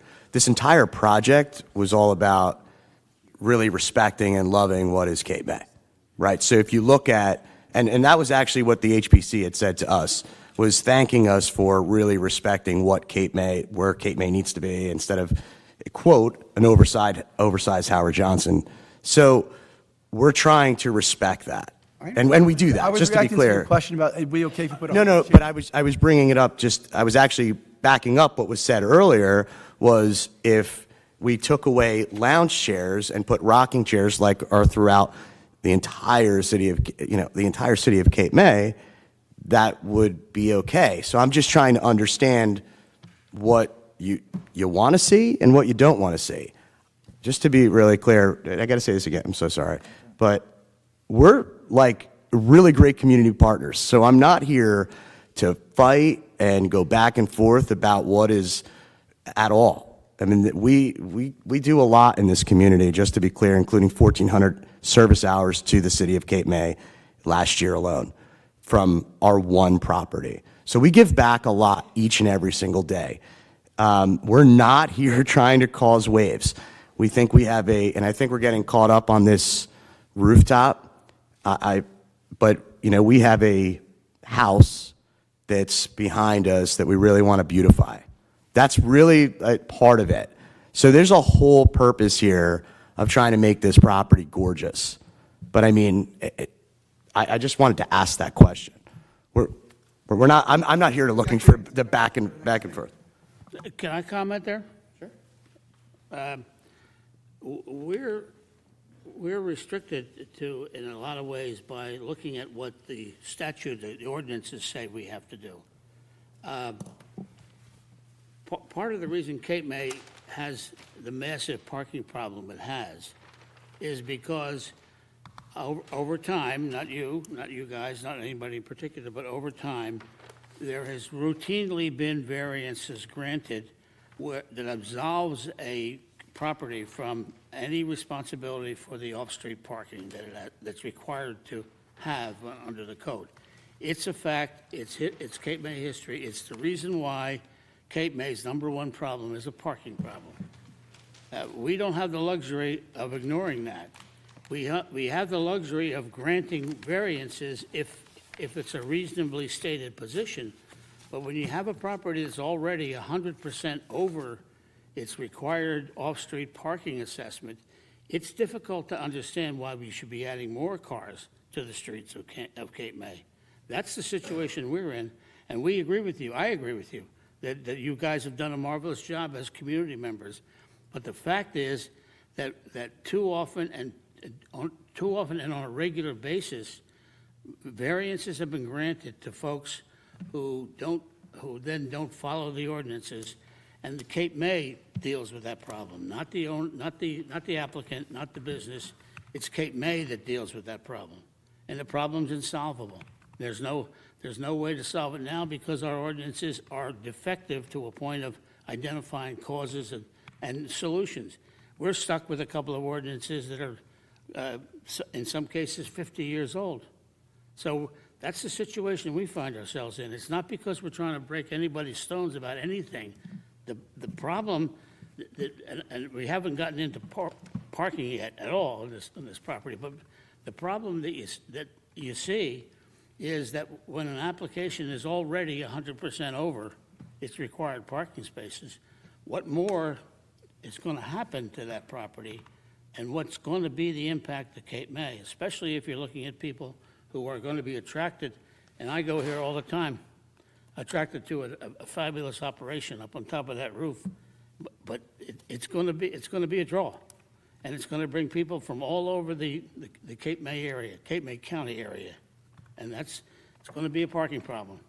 It's going to be a parking problem worse than the one we have now. Well, Dennis, we're not the only shore community that has parking problems. You go up and down, and every town will tell you. I agree with you We're not alone completely, in but that. the only zoning ordinance that we're responsible for is Cape May. Oh, okay, well, I'm just saying we're not alone.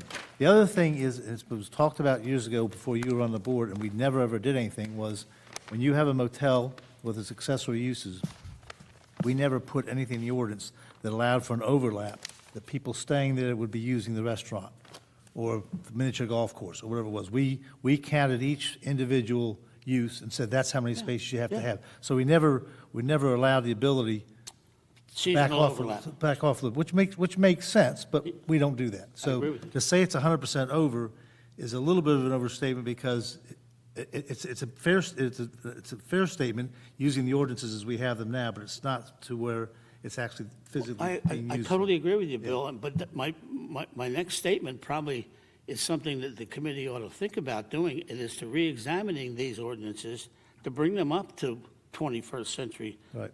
requirements. And that's one of the things we looked at in the master plan. It's actually in the master plan that we examine these ordinances with respect to parking. We should be doing that. We should be making a recommendation to fill in these holes where these problems occur all the time, instead of, and this is nobody's fault, but instead of just giving a variance and letting it drift down the line. And our job as a planning board is to plan. Well, where we are right now is Rich is advising us that we have to treat this as if it does not trigger additional parking. Is that your? It does not trigger additional parking requirements, but it is an intensification of a property that already is deficient in parking, and you consider that as part of your analysis. But you have to consider the things that the other members are saying, that it's a relatively small area. Also, it is a valid point, Mr. Brazier talked about, that when we have two uses, the way we do is you add them together, but a lot of the guests also use the bar, so that they're not really parking there. It's also along the promenade, which is a popular walking area, so not everyone drives. So you've got to factor all that into your analysis of how much intensification really is this, and balance that against the other improvements that you've heard from the applicant. And that's your job, is to do that. And so even though I have some concerns about that, the way that ordinance works, that shouldn't affect the fact that your ordinance is telling you that parking that doesn't trigger, seating that doesn't trigger parking in your weighing shouldn't be that big a deal when it comes to parking, because your ordinance is already telling you that it's not that big a deal. So you have to give that fair consideration. I mean, some things are bigger deals about parking than that. And the ordinance says that you shouldn't get too hung up on seating that isn't dining seating. So I think what we should be doing is moving forward. There's other variances and other things to discuss. We can beat this all night long, but I kind of think everybody knows where. I just want to ask a Position. question about the parking. The parking that you have in that parking lot that goes out by the house you'd like to renovate, are you reconfiguring that? You're adding 3 parking spaces, I believe you said. I don't have the, All right, is that being torn up and you're putting in a new macadam or anything? What's happening there? I'll ask Morris to answer that question. I apologize, I just don't know how it's laid out. Yeah, so Andy, I'll just use your plan because it's here. So right now, there is a drive lane that comes through and connects to this back parking lot. So it's currently used as I believe, an in or an out. But it connects to this parking lot. It comes all the way through here. If you look, you can see the existing lines. We're going to take that section out so that there's not drive-through traffic there, because this is more of a residential street. We wanted to take that away. We want to use we want to use part of it to create 2 stacked spaces that would be employee parking. And then we pick up 1 new parking spot right here at the end where this was the drive lane. We didn't want to add any more. We wanted to create that buffer, that additional green space. Part of some of the things we are doing is creating more green areas where we can, where we're taking away the sign and things, so that we can add additional vegetation on You this. don't have that drive-through anymore. Drive-through goes away. So stacked employee parking, someone who's going to be here for a long duration, probably management, someone in the lobby. That's there for a long time. And no electric vehicle parking spaces are being put in? They're already in there. We have an existing EV station already. I usually ride my bike there, so I don't know. Oh, okay. Yeah, we do have one. We actually are Glad to planning. hear that. We're actually planning to add more. Good. Oh, very good, thank you. I want to see Just a you ride. clarification, Rich, could you clarify the stacked parking? By our ordinance, it's only permitted in Victorian hotels. Is that correct? It's not permitted No. for commercials. I mean, it's only permitted by code if it's a Victorian hotel. Single family. Single families, it's A duplex, permitted. a duplex. Victorian hotels, it's permitted. It's not permitted for Commercial. hotel, restaurant type use. Okay. You want to move on to the variances? Yes, why don't we do that? I want to have Andy Schaefer handle that part of it. I'm assuming the board has heard from Mr. Schaefer previously and accepts him as an expert. Yep. We good? Yes, sir. So why don't you start, Mr. Schaefer, just by giving just a real brief summary of the variance? I do. I want to give a generalization first. So we are asking for a lot of variances. However, most of them can be characterized as a reduction in the amount of the nonconformity associated with that variance. Parking, for instance, the use in the guest house reduces the need for parking by one space. That's only one space, and we're adding 3. So the net benefit in favor of the town in terms of nonconformity in parking is 4 spaces total. And one other thing about the parking, too, that we don't get credit for, and it was mentioned, is the use of the restaurant seating by hotel guests. I don't know what that percentage is, but it's not insignificant either. We're at a 2-to-1 ratio, being short on parking, counting it the way the ordinance requires we count it. But in reality, there's going to be a fairly significant percentage of the guests in the dining room that are hotel guests also, which reduces the requirement in parking. How much? It probably varies. That's Bill's point. It does, Yeah. but it does happen. And so the parking is one of the big things. We're not exacerbating any setbacks. The benefit, and I'm going to jump ahead to the end of the story here first, the benefit to this is an aesthetically much more pleasing building, a rehabilitation of the guest house. It's Stockton Avenue. And just a better flow of use inside also. So it's going to be an inside-outside major development of improvement. And I'm also going to, at the end of this, demonstrate, I believe, through testimony, that there will be no detriments, and none at all, to the impact of what we're doing. So why don't you just start off with the setback variances, and these are on Stockton and at the guest house? Yes. Stockton and Mount. So the minimum building setback required to Stockton is 20 feet. The application is proposing the renovation of the guest house that exists with a 0 setback. We're not exacerbating that. We're not improving that one either. Then additionally, the applicant is proposing to reconstruct the trash enclosure, again, a beautification, with a setback of 16 feet where 20 is proposed, and the stairs on the guest house with a setback of 2.5 feet. Next variance, the maximum lot coverage is 75%. We exist, with all the proposed improvements, which some are landscaping, we currently have a coverage of 93.5%. We're proposing 93.5, excuse me. I need better glasses. Where 94.3% exists or is proposed.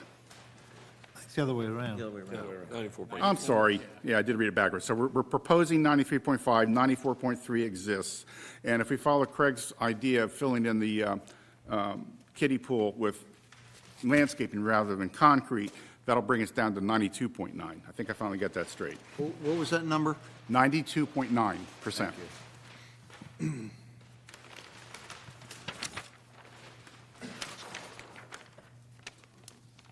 All right, so on the third one, parking.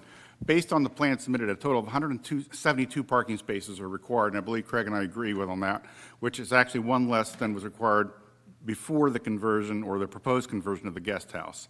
Current off-street parking is 88, and we're proposing to bring that to 91 through reorienting the existing paved area around the guest house and also eliminating the impact to Stockton in what I want to call it, residential area that right now has through traffic able to flow in and out of that parking lot onto Stockton. Building-mounted signage not to exceed 20 square feet is permitted. The applicant indicates 2 new signs proposed for a total of 4 signs with 52 square feet signage proposed. Existing conditions, there are presently 2 signs totaling 15 square foot. We were reducing the number of freestanding signs from 5 to 2, and the square footage from 72 to 30 square feet. So the signage decrease is fairly significant compared to what's existing there now. Another variance. One freestanding sign is permitted, and the sign may not exceed 20 square feet, which we already covered, and the applicant has proposed 2 new signs with a total area of 30 square feet, and a variance has been requested for that. And as I just mentioned, there are currently 5 signs totaling 72 square feet. Next, a buffer planting strip of 5 feet minimum is required for the parking areas. The 3 new proposed parking spaces near Stockton Avenue and the guest house are not being provided with a required buffer. Now, I will stop for a second because the 2 parking spaces we're proposing here that are stacked, we didn't offer anything but a grass strip between that and the neighboring house. And I think that was a mistake. It should have a fence and landscaping, probably the fence on our side and landscaping on the residents' side. Don't they own that building as well? Yes, it'll be all one project. Which, you talking about the guest house? Well, you own 2 buildings, don't you? Just the one on the corner? No, we don't own this one. Okay.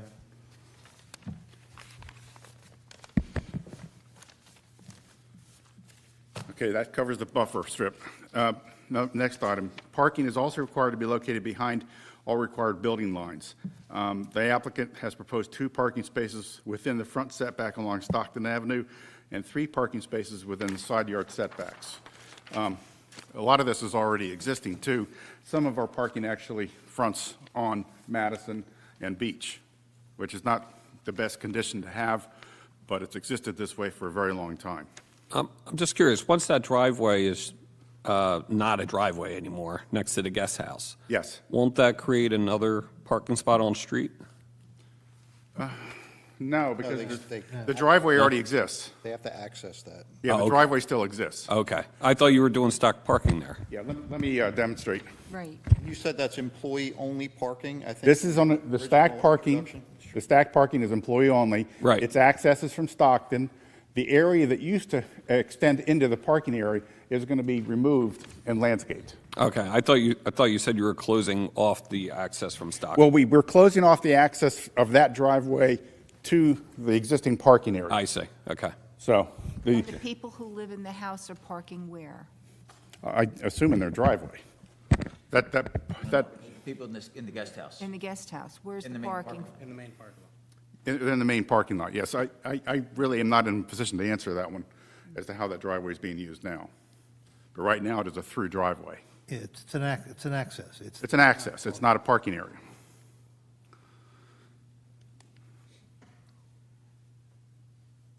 All right, the last variance. Swimming pools shall be set back from the front property line by a distance greater than the actual front yard setback of the principal structure. The applicant is seeking to modify the pool equipment shed with a proposed sign above the located structure. So, again, the pool equipment currently exists To the right, yeah. right here, green block. That's where the current location is. They're building the sign structure over that pool equipment to, one, hide it so it's visually becomes invisible, and also it'll reduce some of the noise that it creates. So let's go through the proofs needed for the variances. Certainly. Let's start with the setback. Yeah, now, one thing about the proofs we're going to give for the setbacks are pretty applicable to all the variances we're going to be covering. Okay, setbacks.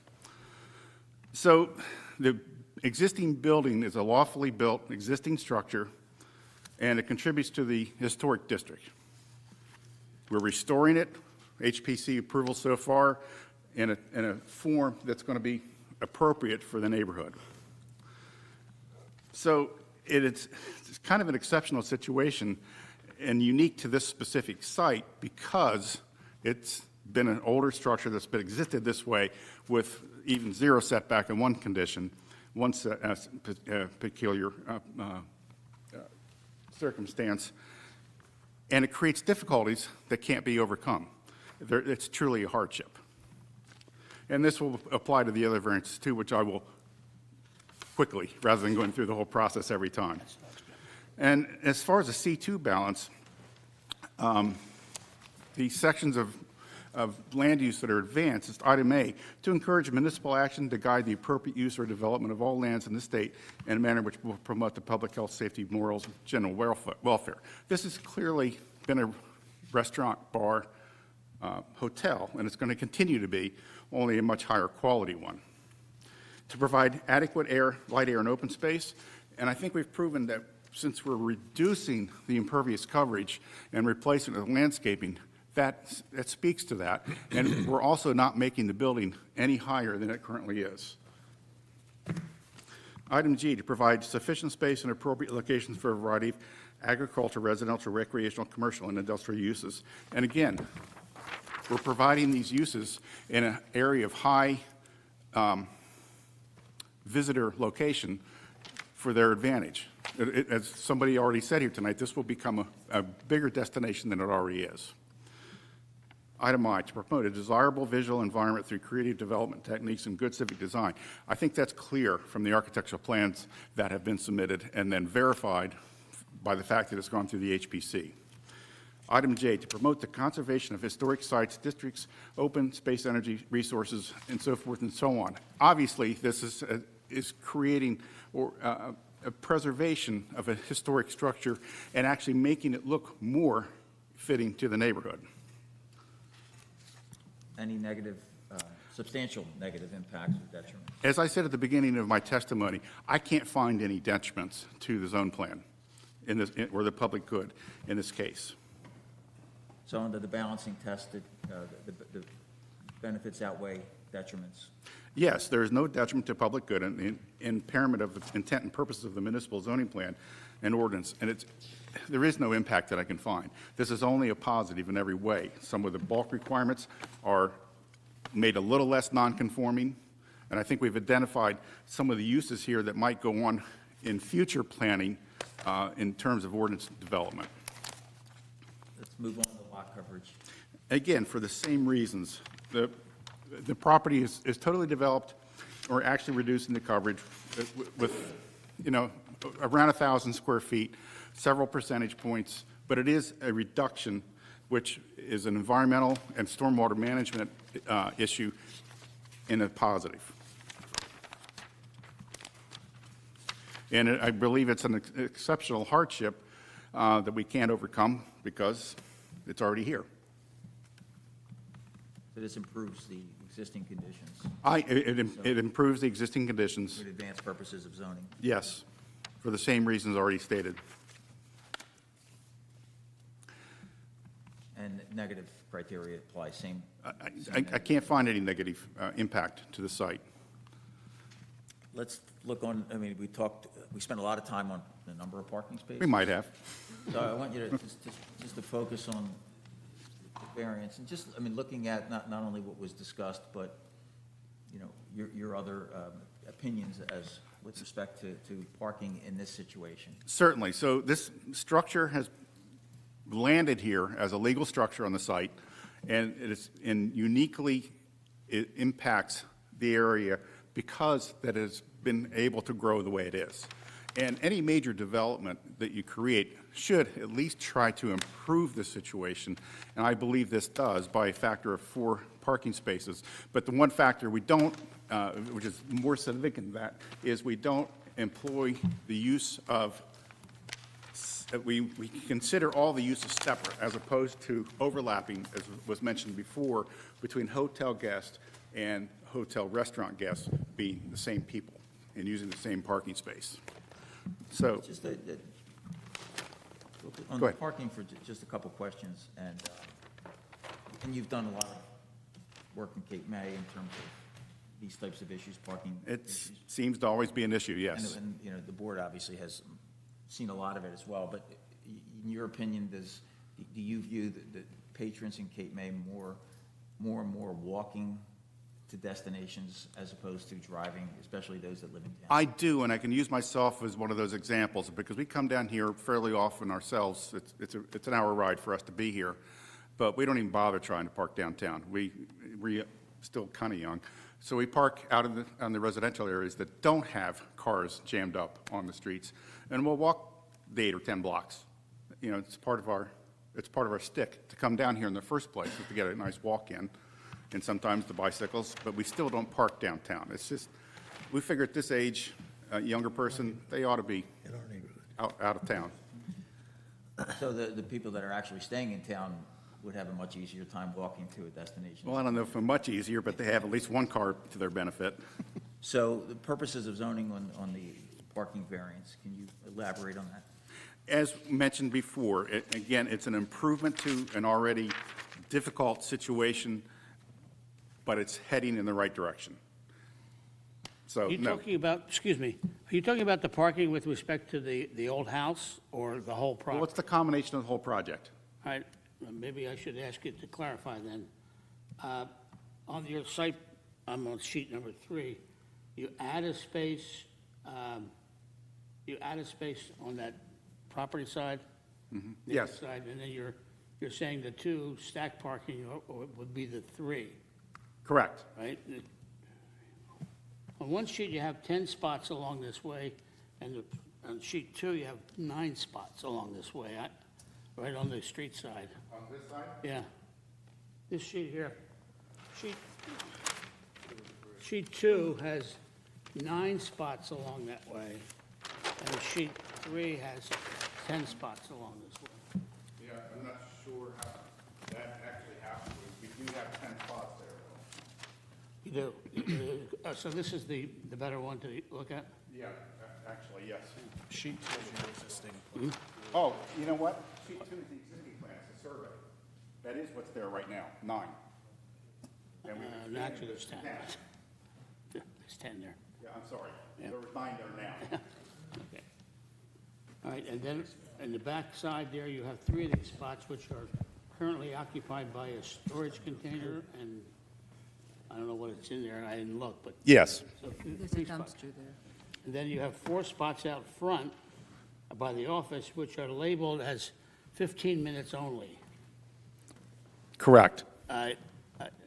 Okay. Then you have these spots along Madison, which are all labeled compact cars only. Yes, Is that the way it works? yes. Okay. And you also have 1, 2, 3, 4, 5, 6 spaces in front of the liquor store, which are actually 15 feet. Is that, That's correct. okay, so they're not code either, right?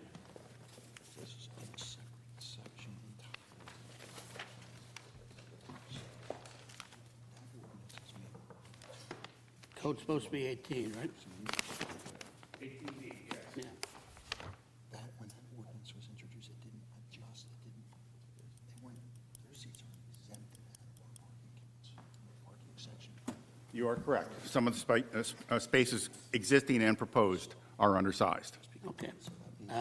Along Madison and these ones in front of the liquor store? Yes, correct. And then there's also no sidewalk between the parking spaces and the curb. There's no curb.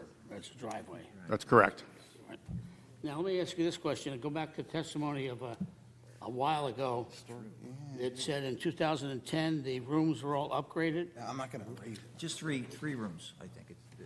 We're going to, I'm sure we're going to It's revisit. three All right, three so guest rooms. if you look at the plan, and you look at your marketing plan, I think the testimony of this gentleman here was that there's actually 2 sleeping rooms, a bedroom separated with a door, and then a pull-out sofa in suites, as you call them, right?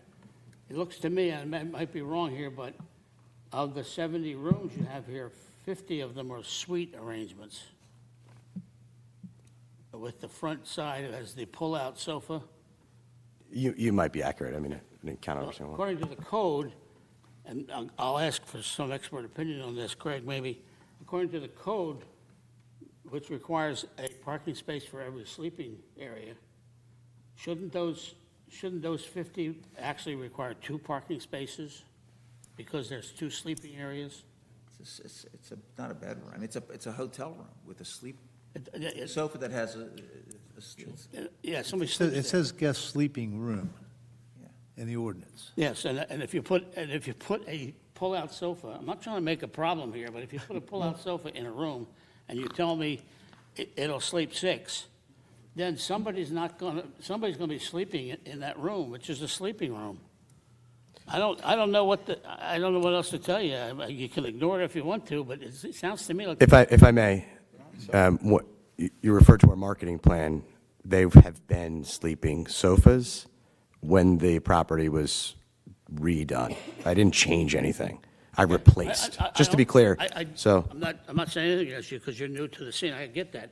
But the point is, I don't, somewhere along the line, when the rooms were recast as suites with a sleeping area in the front and a sleeping area in the back, maybe the city fell down on the job and said, well, that's 2 sleeping areas, that's 2 parking spaces. That's not what's happened. And I can tell you, for instance, Summer Station, the same thing. There was 1 spot per unit there. They've got a living area plus a bedroom. There's other motels that have the suite arrangement. Well, And it's I one- get it, but Because traditionally, Dennis, we've counted motels as 1 parking space for each guest sleeping room. Whether it has another living area that, the kids can sleep there at night or whatever, but it's got a living room, got a kitchenette in there, or whatever it is, it's a multi-purpose room, but our ordinance says for each guest sleeping room. Yeah, so. But usually that couch situation, you've rented the room, you have your 2 kids, you say to your friend, hey,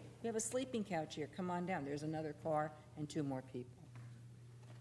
With this I mean, situation. I don't know what you're suggesting, Bill. Should we say that's really not a concern of the planning board, that there's now a 21st century arrangement where up to 6 people can sleep in a room? What I'm saying is, it's existed for 50 years, and that's what's been allowed. So to question it now is, I mean, the horse is out of the barn, if you want to put it that way, but it's not something we can go back to and say, well, wait a minute, now you got to come into 22nd century, where the hell we're in now, 22nd century.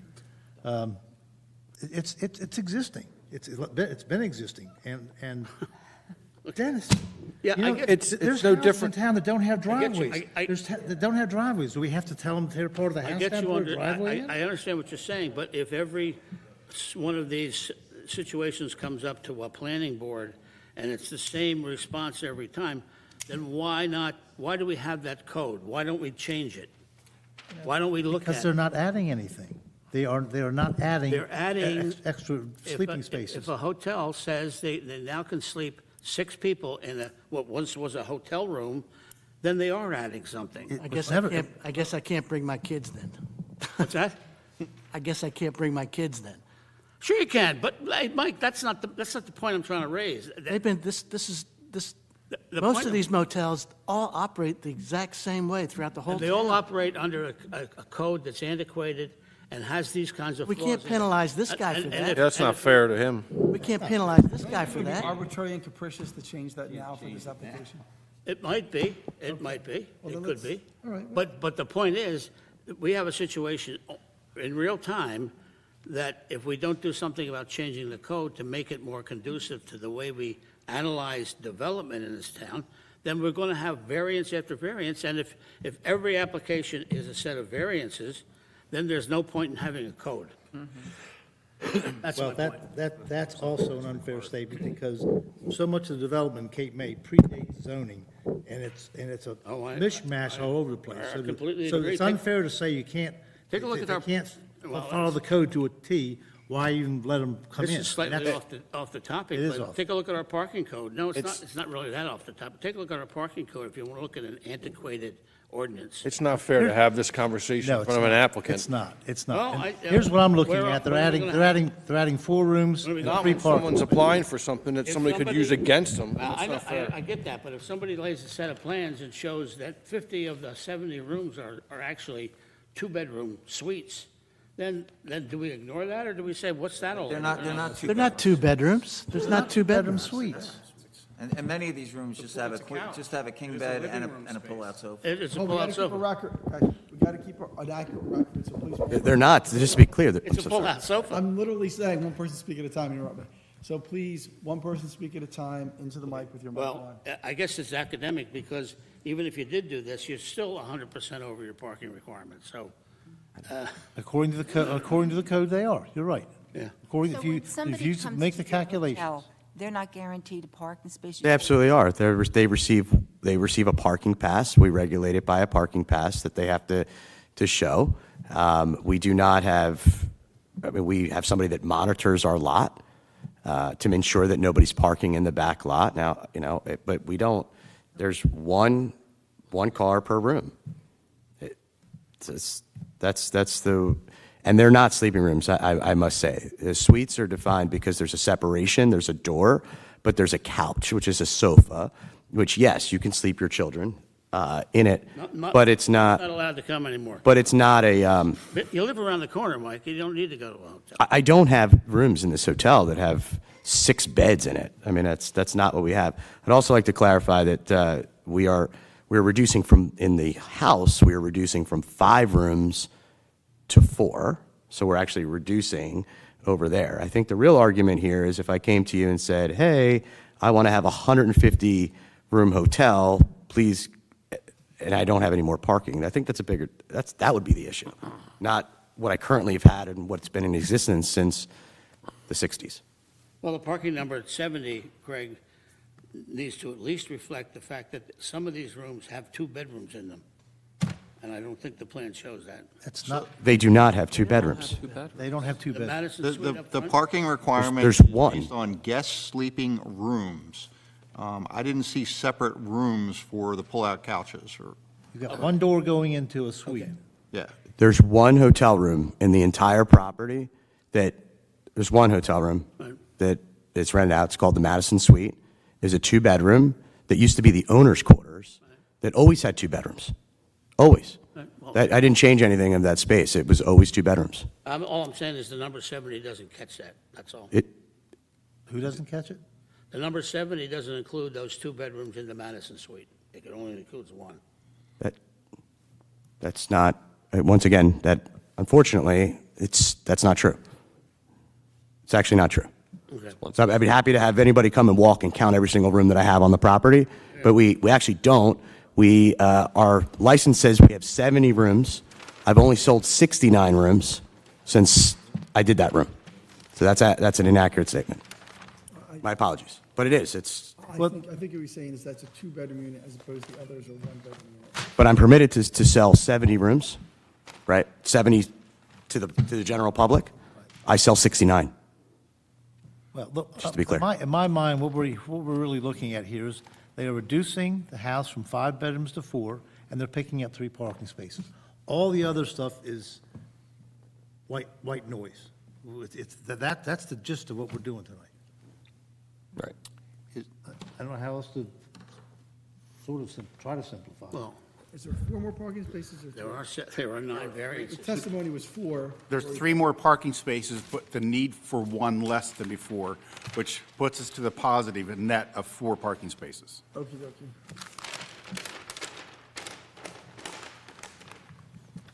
So this guest house, may I ask, you're going down to 4 bedrooms.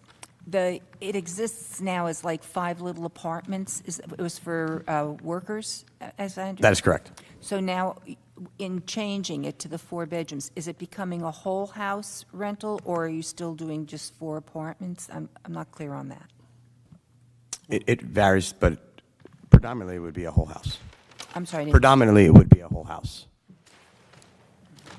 But it could be rented out as 4 separate guest rooms, correct?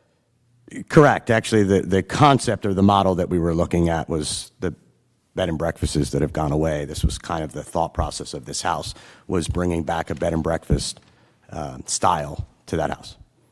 But it could be rented out as a whole house or individual 4 with, breakfast service in the morning.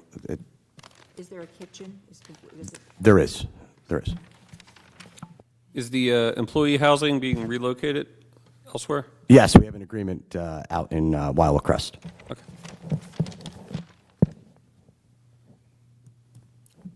Craig, you want to go over your comments? Are they done their presentation? We still have some more variances. Sorry, I thought we were.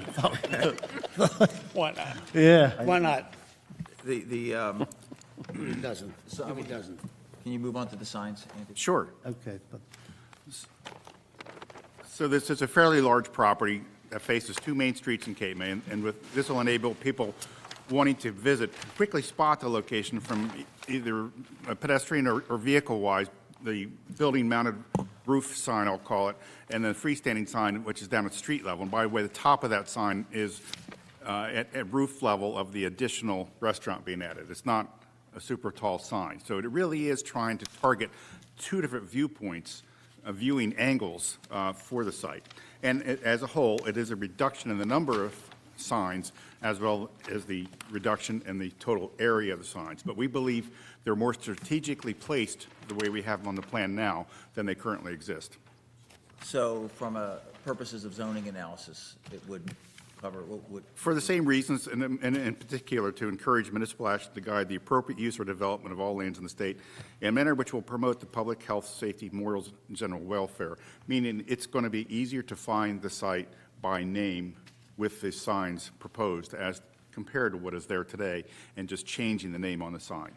and just for the, again, to clarify that the other freestanding signs that were on each corner, Yes, they're no longer. they're removed, they're being removed. So negative criteria can, Again, I see only positive here and no negative impact. so from a balancing standpoint, to satisfy C2 criteria. Yes, in C2, in my opinion, the benefits far outweigh the detriments. I want to take the three other variances that deal with parking buffer, setback, and stack, and this is mainly the Guest the house, correct. Address them. Correct. And again, I think we can address the one, while it still would require a variance, of put screening on the, by adding screening between the existing house and the existing driveway that will now become parking, as well as the buffer to Stockton is being. That's not on the plans right now? No, it's not. It is not, but after reading Craig's letter, I realized it was really an omission on our part, and before he has a chance to ask for it, we're going to offer that. It deserves to be there for the homeowner next door. He's going to put between the, But even without that, the impact to the homeowner next door is less because cars will be parking there rather than driving in and out, which is less noise and less impact.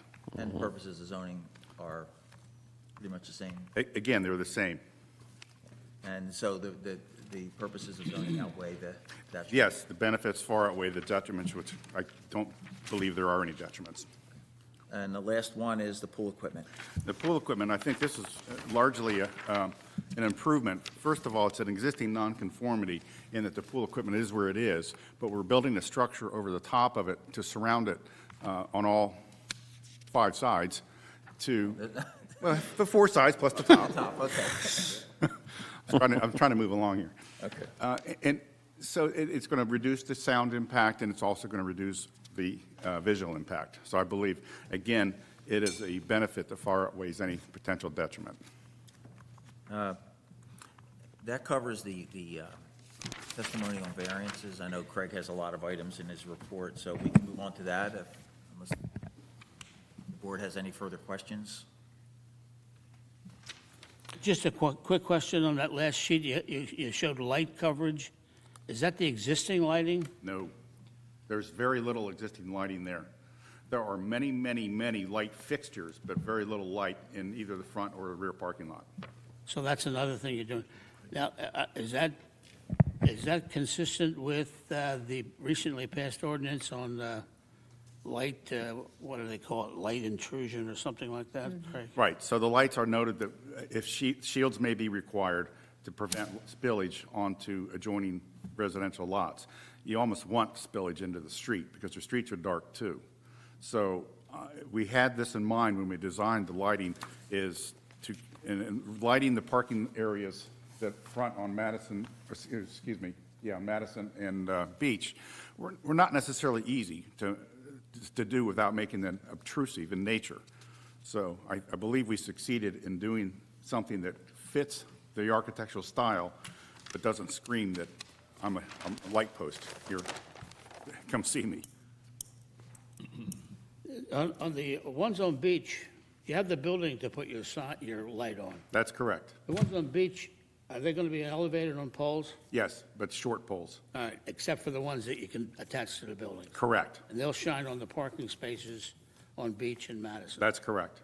And these big ones shine in the backside. Yes, and they'll be shielded so that the spillage will not go into the residential area.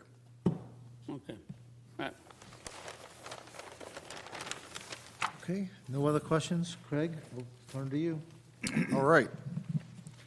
Good evening, everyone. Late in the evening. My latest review memorandum for this application is dated January 5th, 2024. This is a application for preliminary and final site plan, as well as the variances that have been described by the applicant. It is, No, we're not voting yet. We'll open it to the public after Craig gives his report, okay? Yep. So, so there's variances associated with the preliminary and final site plan. This is a project located in the C3 Hotel Motel Business District. You've heard testimony, page 2 of my report rehashes what they're proposing to do. I did flag the fact that I counted 290 seats, the parking calculations for 277. We discussed that at length, so I'll move on. With regards to completeness items, the completeness checklist for C and D variances, they asked for a waiver from providing the stormwater drainage calculations. They're not applicable, so we did support that waiver request. The details required for preliminary site plan approval under subsection 3, letters O, for showing utility lines and structures. There's no proposed additional utilities necessary to service the site, so we supported the waiver request for that. They requested a waiver from item V, which is an environmental impact statement, and that's, all site plans have to have that. In this case, the site is substantially developed. We supported a waiver from that issue. Item number W, a traffic impact report. We did support the waiver from that item. The roads that this site abuts are significantly wide and can accommodate the traffic from that. That's not a parking analysis. It's totally separate and apart from that. So we did support the waiver from the traffic impact report. Item Y, the stormwater management report. Once again, they're not considered major development, therefore they're not triggering those stormwater requirements. We did support that waiver request. And then finally, letters double A, which is the requirement to provide the site plan in digital format. We recommend that that be provided a condition of approval. And we agree to that. We did support deeming the application complete. Now, this is an application for both preliminary and final site plan application. Before you guys vote, you should determine if you're okay with granting both tonight and handling any conditions of approval as a compliance issue, or whether you want to only grant preliminary and have them come back with the compliance stuff done on the plans and separate the two. But that's ultimately up to the board's decision. What's your recommendation on that, Craig? Because that really depends on how detailed are you It concerned? depends on how the voting and discussion, I haven't heard like much discussion with regards to that issue. I don't have an issue with doing the compliance review for both preliminary and final, so long as the conditions are, hashed out. And it also depends on if the applicant is agreeable to recommendations that the board has, as well as me. Okay? So we'll leave that open. Zoning requirements. So this is a site is located in the C3 district. Hotels and motels are a permitted use in the zone. And the ordinance also allows uses which are clearly incidental and accessory to those uses by right, and conditional uses including dining and other service facilities, conference and meeting facilities, and exhibit space in conjunction with hotels and motels, provided such uses may not occupy the equivalent of more than 25% of the total floor area of the principal use. So therefore, the liquor store, the restaurant, the bar areas, they have to be less than 25% of the total floor area of the hotel. Now, there was some discussion with regards to the conversion of the guest house. So the last time this was approved, that guest house was serving as workforce housing. So the employees were living there. I think that was treated as an accessory use to the hotel. That's going away. And I was hoping that the testimony would be a little bit more, yeah, those rooms are serving, they're going to be treated just like hotel rooms. And I heard bed and breakfast mentioned. So I'm a little scared there. We have to make sure it's a permitted use. So I think it needs to be treated like a hotel and rented out through the normal hotel provisions. Is that okay? It actually is, yeah. Okay. I was talking conceptually of the feel of when you stayed there, but it's absolutely rented through the hotel. From a use standpoint, it's going to function like a hotel room. If you're going to the site, you're going to go to the lobby, you're going to check in, they're going to give you a key, and you go to that specific room in that house. Absolutely, yes. Okay. Yeah, Craig, just a clarification, one of the uses by right under that code is a guest house, a tourist or guest house. But then It's you've got- permitted, but then you have multiple You got two uses. uses on the site, and that's not permitted. So we have to roll it under, Oh, has to be encompassed under the right. one use or the accessory uses of 25%. otherwise you need a variance. So that's why I had to ask that question. And that's why in my table on page 4 of 9, I just left information required, and I was hoping that'd be taken care of through testimony. So Craig, there's not 70 units now, there's 74 units. There's going to, yeah, so my report indicates they're taking the hotel count from 70 units to 74. Okay, let's see. The variances.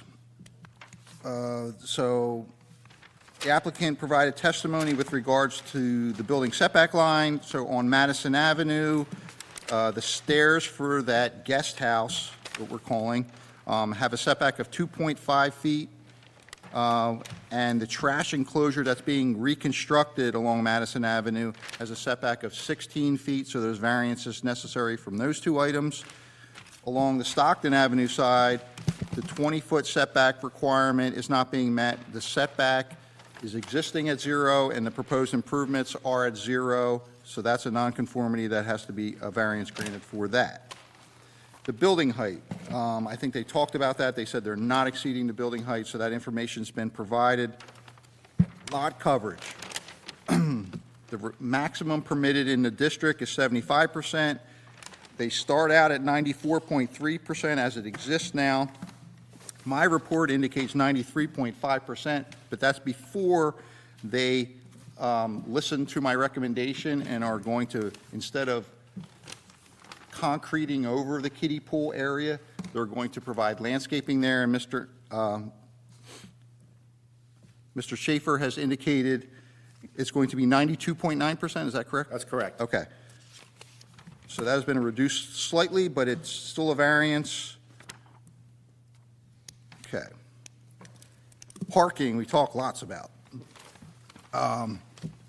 My parking count that's indicated in this table is based on the applicant's parking count that they provided. I'm not going to get into the spaces that count or don't count, or taking advantage of the outdoor parking ordinance definitions, but at the end of the day, there's 172 spaces required. Existing is 88. They're proposing 91 spaces, which include the stacked employee spaces, and that's a nonconformity, so you've heard testimony with regards to parking variance.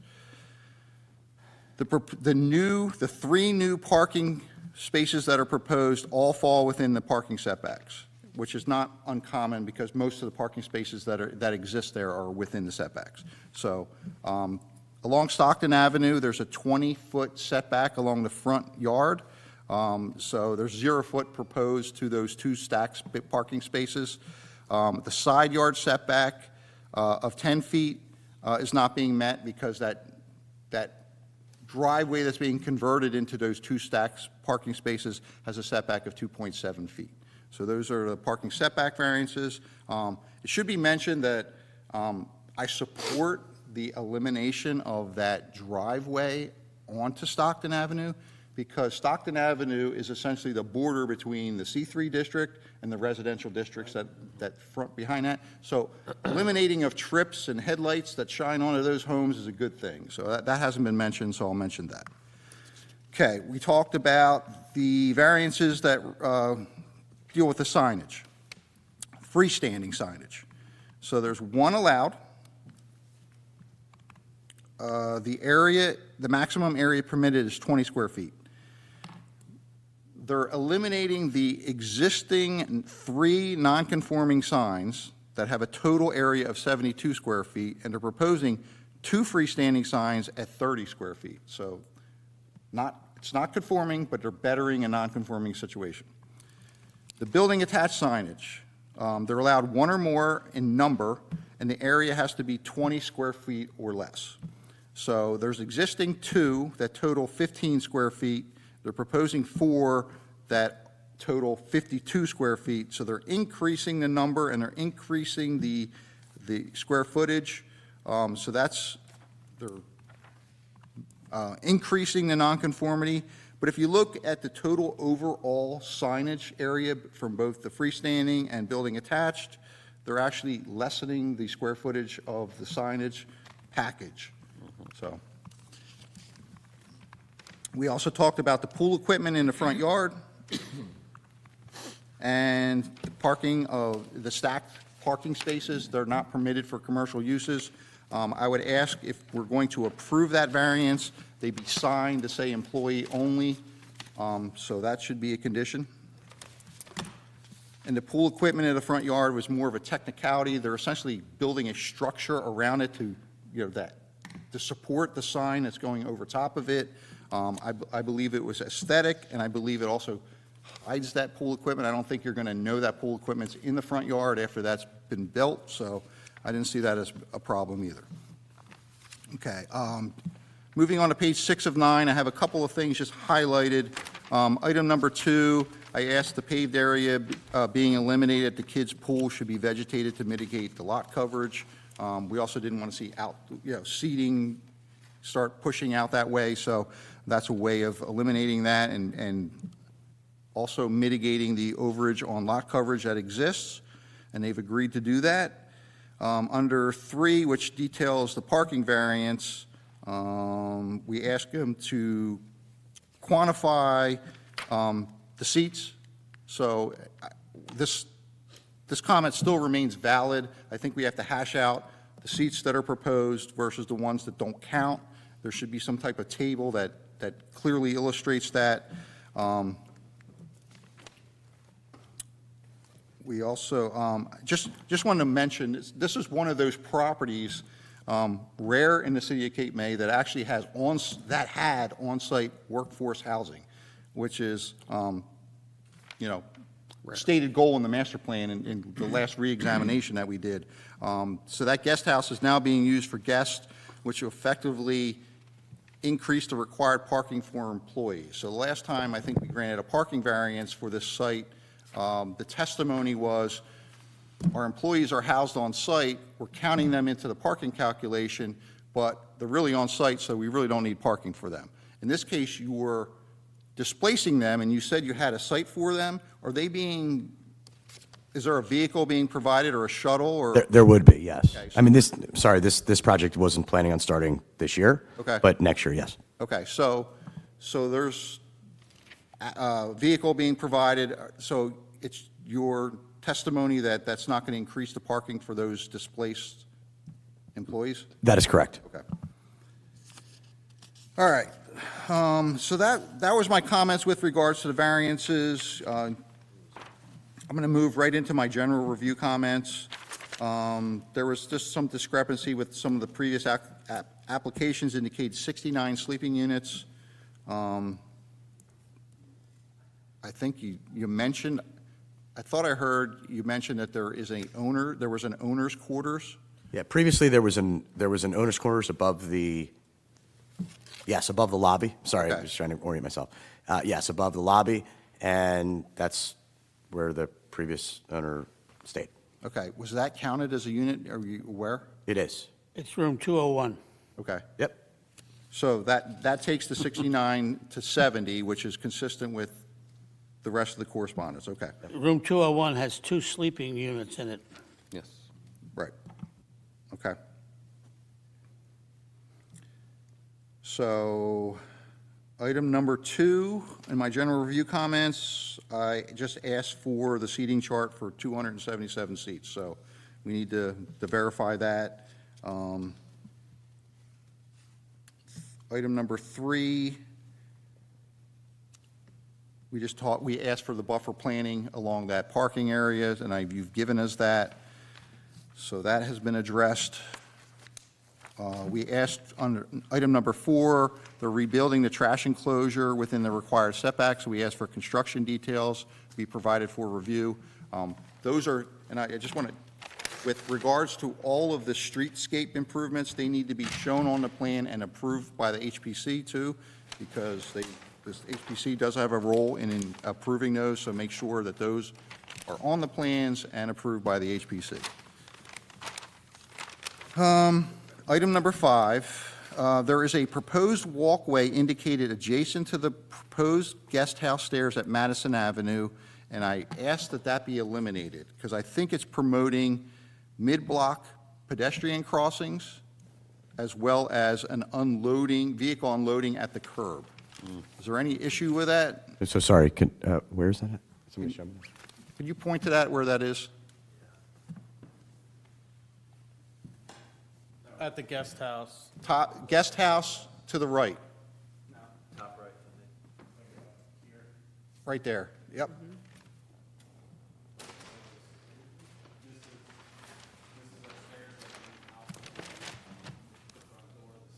Yeah, so I would ask that the plans be revised to eliminate that. I think all the unloading and loading should happen within your site and not affecting the bike lanes or anything else, like parking that's along there. We didn't do that. I'm sorry, I just didn't know where it was. No, I don't, I think. That's fine. Okay, so that should be, Create more green space, or? Sure. So that would also, it's actually, that sidewalk is actually in the right-of-way. it's in the right of way. Yeah, so. Okay, 6 is our standard condition that they have to comply with Chapter 258, the Flood Damage Protection Code for the new improvements. 7 is to revise the zoning table consistent with our report and the approvals that the board grants. 8, construction details of all improvements must be provided for review. 9, landscaping and vegetation plan must be provided. Landscaping areas have been depicted, but no specifics on species, size, or numbers of plantings. So we would ask you to incorporate that. There was also recommendations from the Environmental Commission, and those should be wrapped into that recommendation. We asked for an additional landscaping to be provided to address Section 52559I, which Mr. Schaefer indicated that he would do that. That's the additional buffering around the parking areas, and to provide buffering along the residential lots that abut the property. 11 is provide evidence of consulting with the city's Environmental Commission, and I'll get into their recommendations at the end of this report. 12 is our standard condition that says that you're required to provide a grading and drainage plan to the board engineer if you change the stormwater runoff characteristics during construction. 13 is our stormwater review. This project is not considered major development. However, they still have to conform with Chapter 525, which is the minimum stormwater management and grading requirements. Is that what we received or you recommended a waiver from? So you're not required to do on-site stormwater, but there are grading and drainage requirements that are required in that Chapter 525. Most of those are triggered if you have, after construction and you have a negative impact, someone can come back, cite that issue, and then you can be required to do something. Now I understand, okay. Okay. 14 is the requirement to provide the landscaping vegetation plan, and it has to be approved by the construction zoning official. 15, all freestanding and building-mounted signage details must be provided for review. Now, you've done that, but you didn't give us the lighting types and the control information that's required. So there are specific lighting requirements. There can't be any internally lit signs. Those signs also have to be approved by the HPC. 16 is our standard condition. After construction's done, we evaluate all the sidewalk that abuts the property and make sure there's nothing broken, and then we recommend that any broken stuff gets replaced to the satisfaction of the board engineer. 17 is a standard requirement to provide the performance guarantee and inspection escrows, and 18 ties those inspection escrows and your certificate of occupancy to the acceptance of those improvements. 19 is a requirement to comply with the recommendations of the Fire Department, Police Department, Public Works Department, Environmental Commission, and Shade Tree Commission, and I'm going to go through that after I get done. Any required approval under number 20 is conditioned on all other state, county, and local approvals. You did mention that New Jersey DEP CAFRA approval may be required for this, and you're going to provide a phasing plan. So I would ask that that be a condition of approval, is provide a phasing plan and provide evidence of CAFRA approval before Phase 2 kicks in. 21, the project is located within the historic district, so evidence of final HPC approval is required. I know you provided conceptual, I believe, evidence of the conceptual, so I know they've seen it at least once, but we need final evidence of the final approval. And then finally, our standard condition that you have to comply with any and all applicable affordable housing requirements, the time of approval, issuance of construction permits as applicable. And I'll roll into the other reports. The Shade Tree Commission recommended approval with the following conditions. Plan as proposed cannot detrimentally affect trees on properties located coterminous to project, coterminous. Wow. They're losing big words now. To project at 1020 and 1022 Stockton Avenue. So just make sure that you're protecting any vegetation that's located along that sideline. The police department recommended approval with no conditions. The Cape May Public Works Department recommended approved with no conditions. The fire department recommended approval with no conditions or comments. We did receive the notice of conceptual approval from the HPC dated January 29th, 2024. And the Environmental Commission recommended approval with the following conditions. So they indicated the proposed landscape plan is inadequate in that it does not incorporate native non-invasive species. We strongly recommend that the applicants select from the attached list of eco-friendly native low-water plant species. The list has already been approved by city as a reference for residents and developers. Do you have any issue with that? We are in complete agreement with that. Okay, so they have if you haven't seen Yes. that, they do have an attached list. They also recommend that you install electrical vehicle charging stations. Now, I took a look at the ordinance. I reviewed it the first time, and I didn't initially believe that you're required to provide any. I don't believe we are. I think we're required to provide 3 make-ready versions. Yeah, so that was going to be my recommendation. After rereading it, it says, at the time of granting preliminary site plan approval, it's based on the number of parking spaces, and I took that as how many you were proposing, but I think it says however many there are. The threshold for 3 make-ready spaces is between 75 and 100 parking spaces on site. Okay, so you don't have an issue with complying with that? No. Okay, so they're going to comply with the requirements of the Environmental Commission as recommended in their recommendation dated February 2nd, 2024. Hearing that, I don't, did I have any other? I mentioned the employee-only stack parking should be signed. And I just want to make note that I don't believe we're approving any outdoor seating plan as part of this site plan approval. Correct. Is that correct? That's correct. Okay, I think the record should reflect that, so that if they're ever doing that, As I understand the ordinance, there is no outdoor seating. yeah, so. So I just want to make sure that point was clarified. There's one. And that is a summary of my report, and I'm happy to answer any questions the board has. Craig, I have a question. If we're not going to approve outdoor seating, what's in the 277 number?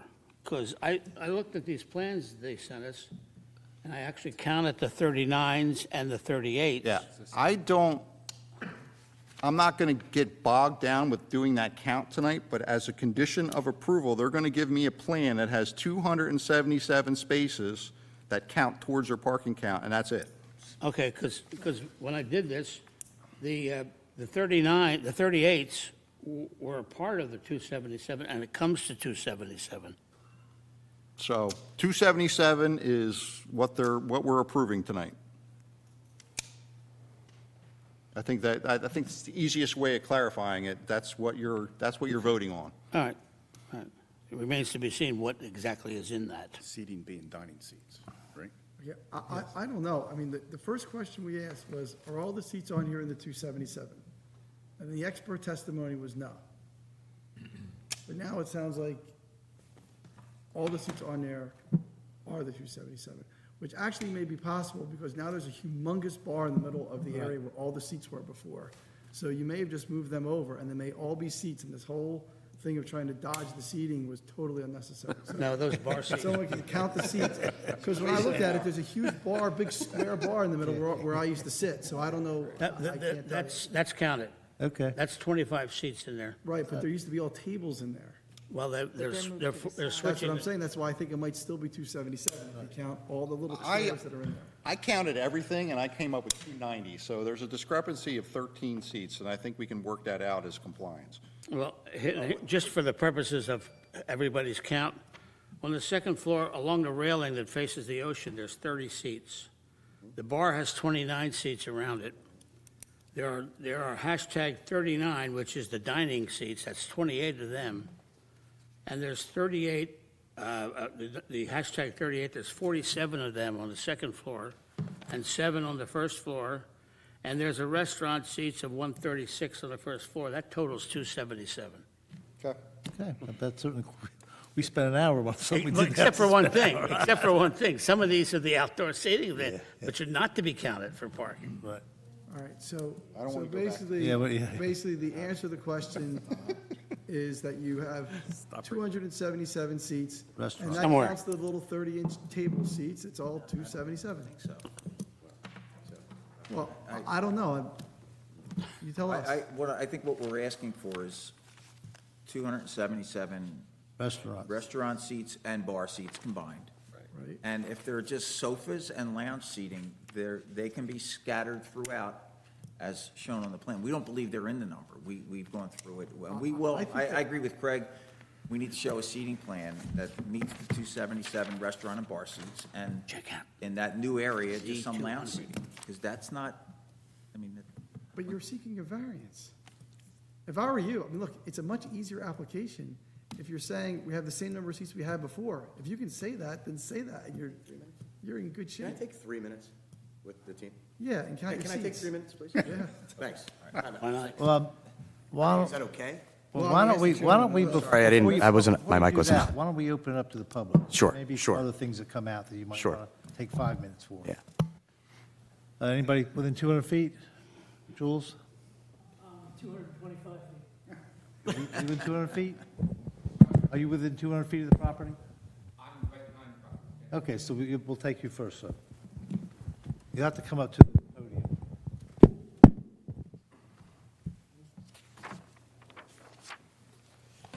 Thank you, board members, members of Madison Resort. I think you guys done a great job. Everything's Sir, been very I'm nice. sorry, I got to slow you down for a second. Can you please raise your right hand? Do you swear or affirm to tell the truth, the whole truth, nothing but the truth, so help you God? I do. Can you state your name, spelling it slowly? Sure. My name is Tom Thistle, Thistle. And what's your address, sir? I'm sorry? What is your address? My address is 3 Banff Drive, Mullica Hill, New Jersey. Oh, I'm sorry, say that again, 3 what drive? 3 Banff. B as in boy, A. Property address here? That's where I live. You want my address? Yeah, I need the address that's within 200 feet of the. Thank you. 1020 Stockton Avenue, Cape May 08204. Thank you, sir. Thank you. All right, first I'm going to have nightmares about what to chair and what to seat and all that stuff. That's going to drive me crazy tonight. But anyway, my only comments really have to do with the guest house, and they basically are the variances that being asked for. Basically, the setbacks along Stockton and Madison Avenue for the 1024 Stockton, it doesn't conform to the 20-foot setback as it is now. Right now it's 2 feet, and they're asking for 0 feet. We're just asking that they just stay at the 2 feet. I mean, if you see the homes along the side, everything is back to 20 feet as required, except for the guest house there. And now they're asking to be pushed up even 2 feet further, which doesn't sound like much, but really, why can't they stay where they are? It's just being pushed up. I mean, why do we need to do that? I mean, it just, if anything, we could ask that it be set back 20 feet like everyone else, but we're not going to do that. We just ask them to stay where they are. The other question is about the the new stairs and the 62 square foot addition to the 1024 to the guest house, I assume this is, whatever being done to is going to be approved by the Historic Preserve Committee. Correct. All right. Because I know we have to do everything to go through those committees too, and it's very difficult to get through it. So I don't want to make sure they have to go through the same stuff, the same agony we have to go through. Absolutely. But one of the issues there is that, I guess the one thing I want to ask is that going to be extra parking on Stockton Avenue now once that driveway is filled in? There's going to be no egress in and out through there, right? There is. That's correct. So there's going to be 2 parking spaces pulling in off Stockton. And will be their access. And this access into the parking lot is being eliminated so you don't get through traffic through. And so they don't come in through the side angle to get there, they come in right through the same parking area they had before? And they dead end. Okay, all right.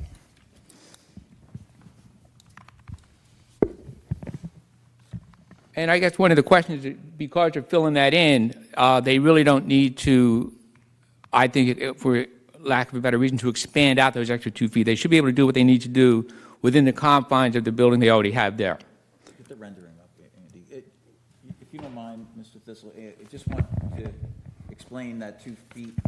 Sure. All right. It's a little bit misleading because of the way, it's just stairs going out from what was previously considered the front entrance to the building, and the HPC actually encouraged that entrance. These stairs. So the building. Get to the rendering, Andy. I think it's in the back. The rendering. Oh, okay. We can also reference the letter. So.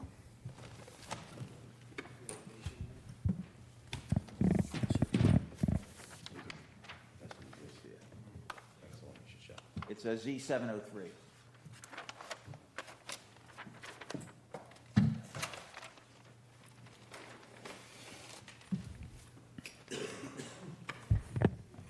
So the setback that we're talking about going from 2.5, I think it is, to 0, is to create this stair.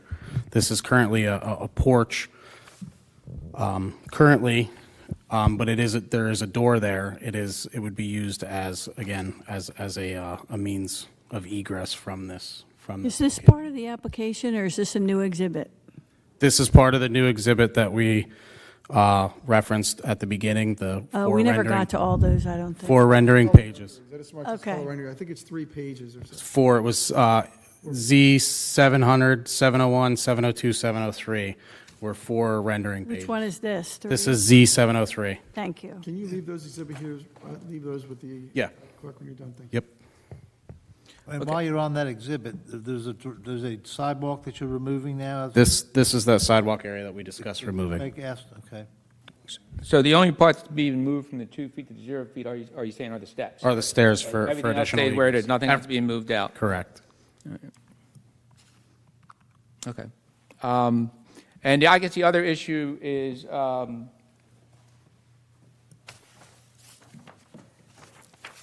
that, I guess, this is more for 1022, but the 5-foot buffer vegetation between I guess where the parking is and their property is. I think, what are you going to, just going to put up a fence line there? Or are you actually going to, I really think you should do the 5-foot buffer, have some type of vegetation separation there between that property and the next property, which is 1022, which is actually the house next to mine. I think that's what was in the plan, but now you're just going to put a fence there. I wrote down fence and landscape buffer when I wrote my notes before. Was that wrong? What? We're happy to do both. So the area we're talking about is between the existing driveway and his yard, and that's an existing 2.5 feet. The 5-foot buffer, I believe, is you're referring to along Stockton. And we can do a fence there too if you like, a low fence, but we were going to propose a fence and some landscaping here. But 2.5 feet doesn't leave a whole lot of room for landscaping. Right. So, okay, so that's 2.5 feet there, not 5 feet. The 5 foot is on Madison Avenue, not separating the guest house. That's correct. From 1022. Okay. I mean, because now what you're going to have, instead of, there's some traffic going back and forth there, but now you're going to have 2 cars parked there permanently. So it really would be nice to have even more of than a 2.5 foot buffer. But, I know there's not much space there, but it's just something for the board to consider.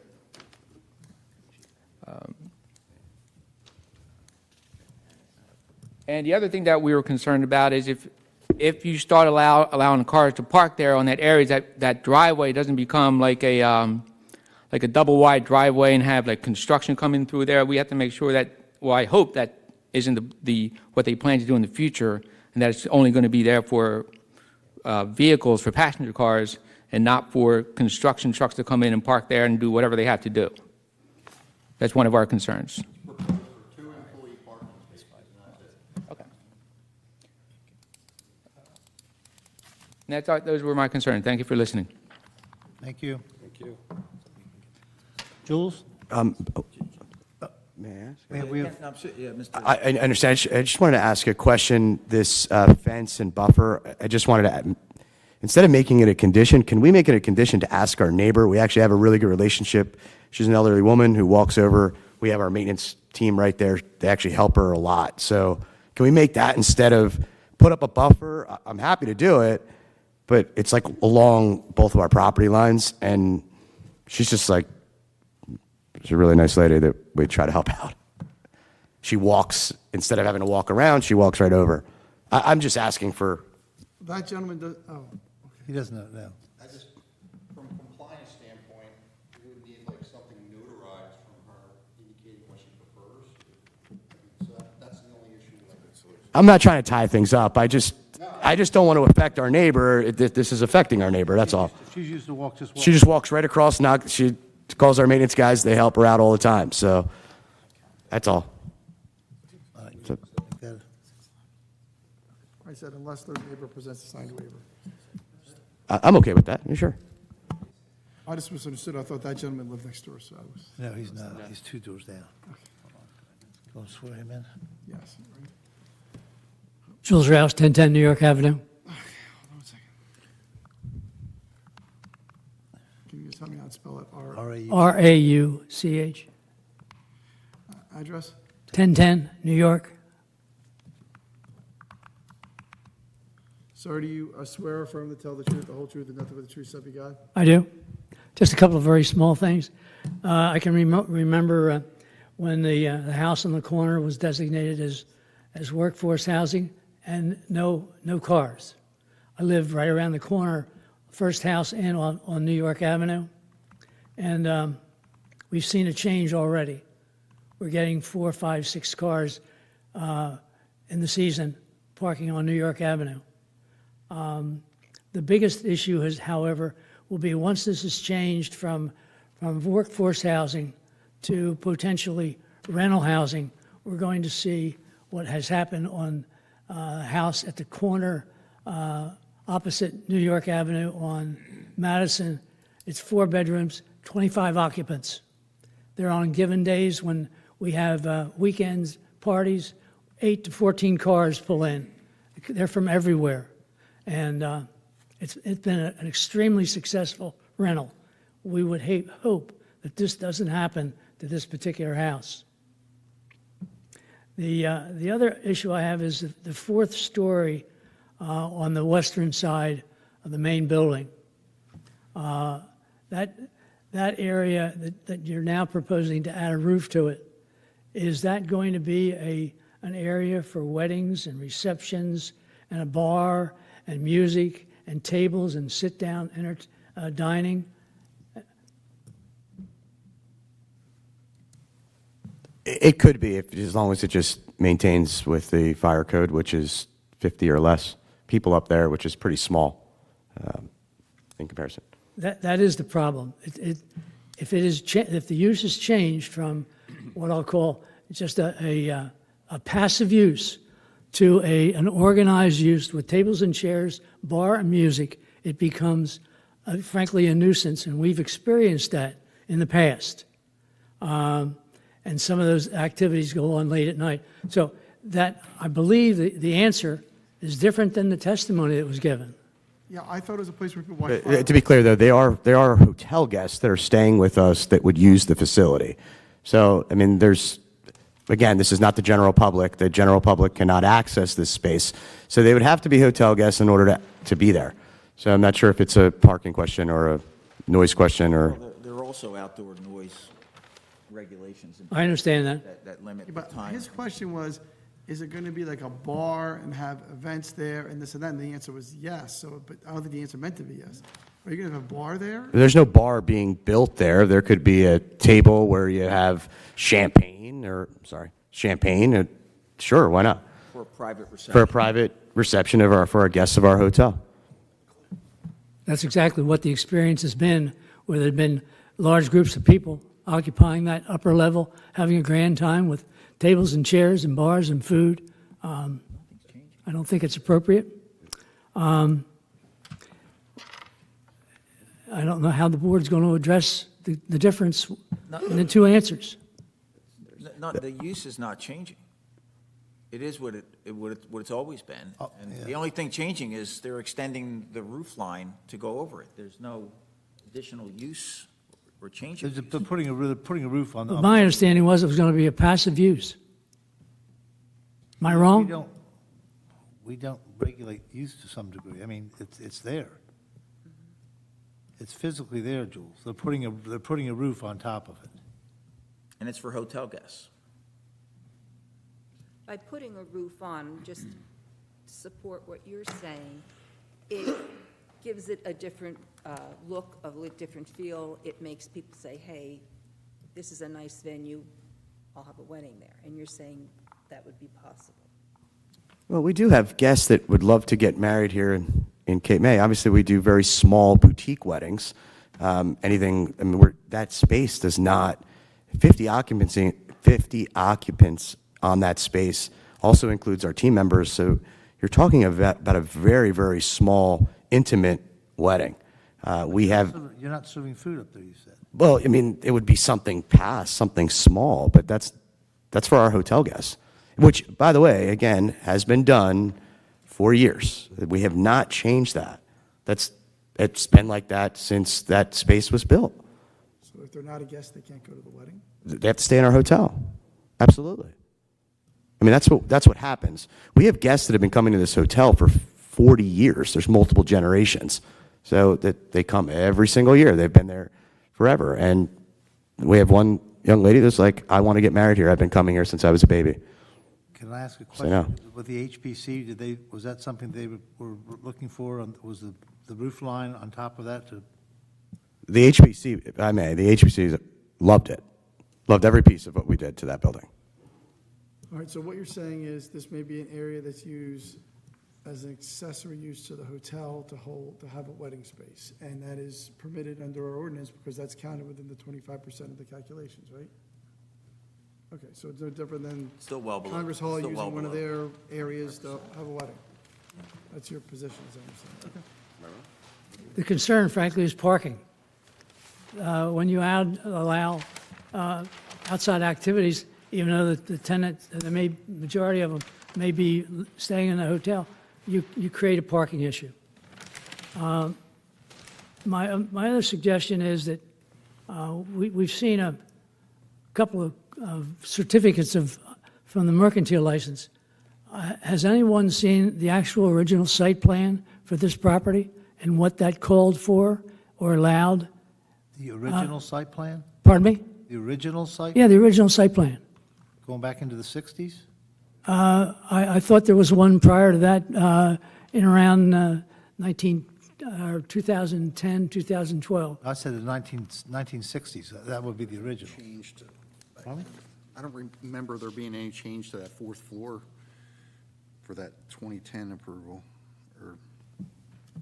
It would be interesting to research the records and see what the actual allowable approved site plan called for in the way of seats. Thank you very much.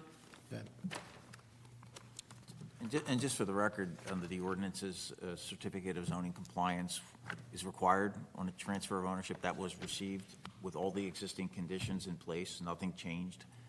And so just wanted to point that out. Are we officially closed to the public now?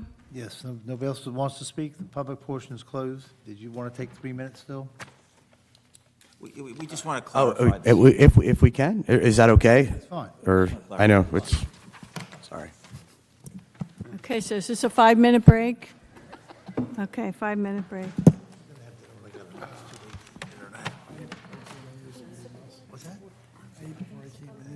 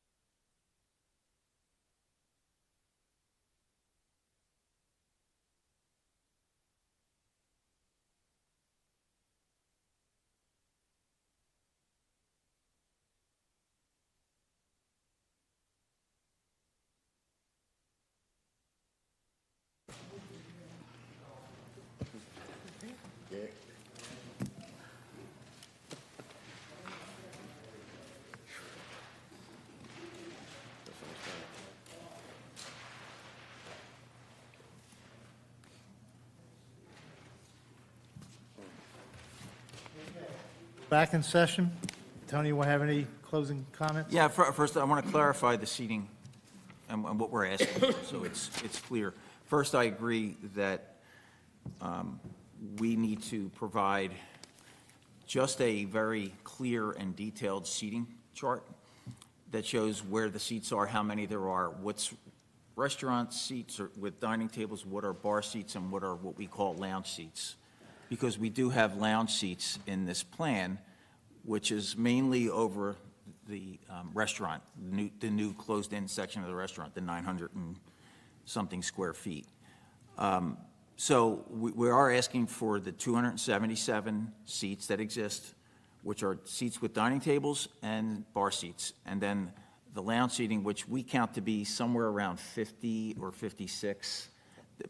But again, that could change, and that could be less when Craig reviews it, and if it's reviewed by the fire official, or if it's reviewed and it doesn't meet code requirements, whatever it is, but the applicant shouldn't be penalized for putting in seats for lounging that are permitted under the code and do not go into the parking calculations. So that's what we're asking for. But when I look at this, when I just look at this project as a whole, and I just want to wrap it up by saying, you know, sometimes one issue that we consider to be really not much of an issue or an issue at all really taints the entire project, because this is a vast improvement over what's there. It's an aesthetic improvement to the building. We're looking at all the benefits of this application, and you get to impose what you want on an applicant that meets concerns that you have, where it's a significant reduction in lot coverage. The signage is so much better. We're getting rid of those two monument signs or freestanding signs on the corners that actually have two sides to them, and replacing them with two really nice signs with one side, one at street level, one up above or below the roof line. We're renovating and restoring an historic building that the HPC approved, and it's a major improvement to that building.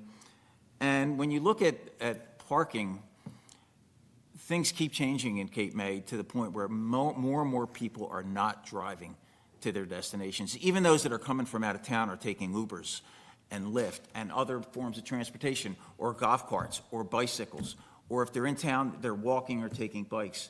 Parking, I think, is still a problem, but it's not as much of a problem as it has been in the past. And I'm in town all the time. I see it, especially at night. You know, along Beach Avenue, a lot of those spaces that are occupied by beachgoers become occupied by people going to the restaurants and bars along Beach Avenue and the hotels. And it's becoming an outdoor venue. I mean, that's why that outdoor seating ordinance was put in place, to allow more outdoor gatherings and dining. So we have a benefit with signage. We're eliminating that driveway that goes out to Stockton, which was a hazardous condition and a nuisance. That's another benefit. We're adding 3 parking spaces. I get the fact that, well, there were employees there, and they were really, you know, and since they were employees and counted for parking, therefore, it's not really that much of a benefit. But on the other hand, the employees aren't always working. The employees that are living there and parking cars there and not working, it's the same thing as people staying in a guest house. So I think that's a benefit. The landscaping is a major benefit. We're willing to comply with all of the requirements of the Environmental Commission with respect to that, adding charging capable areas, charging stations. So all these additional features, and on top of all that, it's a great improvement to the building itself. The renderings depict that, and it's becoming more of a year-round resort, which I think this town has, you know, is trying to build itself as more of a year-round resort town than just seasonal. So this is also going to add to that. So I look at all the positives on this, and the only thing that seems to be a negative from at least some of the comments we've heard is this 900 square feet of additional space that is going to be used for lounge seating. And that's a minor problem, I think, compared to all the benefits, because of all the reasons I stated. I do not think, based on the testimony, that this is going to create a major parking problem. And from an ordinance standpoint, again, I agree with Mr. King. You know, it wasn't a fly-by-night happenstance that they passed this ordinance. That ordinance went through a rigorous period of time with a committee that met for probably over a year to come up with an ordinance that addresses outdoor seating. And I know this is not technically outdoor seating, but my point is they didn't view it as outdoor seating, and that's why they kept it out of the ordinance, because they recognized that people that aren't sitting at dining tables or at bars maybe are just sitting there enjoying the view or enjoying the weather or just sitting and reading a book. People sit in chairs for many reasons other than just dining. And so I think for all those reasons, we would ask that the board approve all the variances and also the preliminary and final site plan. And I do appreciate all the comments, and we're not being critical of the questions and the concerns because they're all legitimate concerns, but we believe we had all the answers for them. So thank you again. You didn't say this is technically not outdoor seating, did you? No, it's not. That's not. Interesting. It's not outdoor seating. Okay. Doesn't meet it's not regulated by outdoor seating. I don't know what it's regulated by. Craig might think it's regulated by the zoning ordinance and requires parking, I don't know. But there's 30-some seats that face the ocean here. What are they? The railing. They're numbered. Along the Is that the railing? Yeah, Yeah. They're bar seats. They're counted in the 277. they're counted as Yeah, bar they can't, seats. yeah. They're up there now. They've been there, yes. Yeah. Okay, they're marked as, it's marked as a 30, which says install a new section mahogany drink rail, so it's a drink rail, so you're saying that's, the 30s are in the 270s? Yeah, it's the same as sitting at the bar. A drink rail is the same type of seating as sitting at a bar. Those are counted in the 277. There are some lounge seats over the existing second floor, and then there are lounge seats on the new addition that make up the 56, and we'll illustrate that, and then the 277 between the first floor and the second floor dining. I forgot to ask you this question, pardon me. But what happened to the stage upstairs? Because you have it as 19, which is a painting frame and sashes of existing slider doors. I think that's a copy note that's incorrect. That is the stage area, that's the area. Well, that's going to be the stage? It remains. Mr. Marzo, I want to give you a chance to comment on this, but does the board have any feeling about granting preliminary site plan approval only and require for the final a clearer analysis of the seating on the second floor? I would make that recommendation. Because right now, I can't tell you, I don't know how many seats are which kind of seats. Like, I can't tell from this chart. I mean, I don't know how many, Well, can we just make that a condition of approval? well, what's the condition? That We it have- actually, that they come back with a seating plan that shows that it's only 277? 277 of the restaurant seats. Grant preliminary and ask them to come back in front of the full board. Right. Or you can grant preliminary and final and do it as a condition of approval. Right. Right. which That's what I'm puts saying. The weight on me to make sure that they're doing what you guys approve. That's why you get the big, that's why you get the big bucks. Yeah. So if you're going to do that, I would just make sure that the 277 and just set the number of what they're calling lounge seats as a set number, so that I know what I'm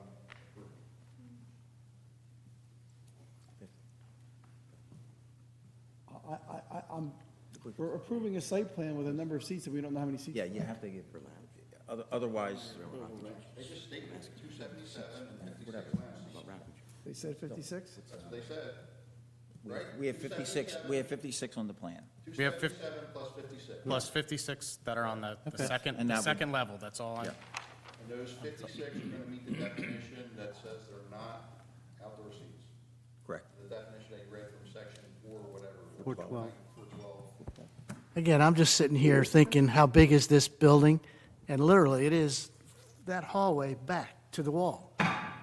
And there's, could be 56 seats there. That's the way I look at it. I mean, that's the second floor of that first floor building. I mean, am I being clear? Am I being, I don't know. Well, you have whole restaurants that have 56 seats, so. Yeah. Become the police officer that enforces too, that's why. Okay, well, you got the numbers. It's 56. Yeah, that's fine with me. If I could draft a resolution that says 277 and 56 in the neighborhood, I don't care. I just want to be able to, I have to write it down, so. I can do compliance reviews on that, with those numbers. Okay. Any other comments from any board members? You Yeah. want to take this all in one? I do have one, I have one comment that didn't even come up, and I'm surprised you didn't bring it up, Dennis. We're getting more room revenue. Because now they're motel rooms and they're going to be paying We're more. not getting any of that revenue. Sure you do. You get 2%. Occupancy tax. Occupancy tax, okay.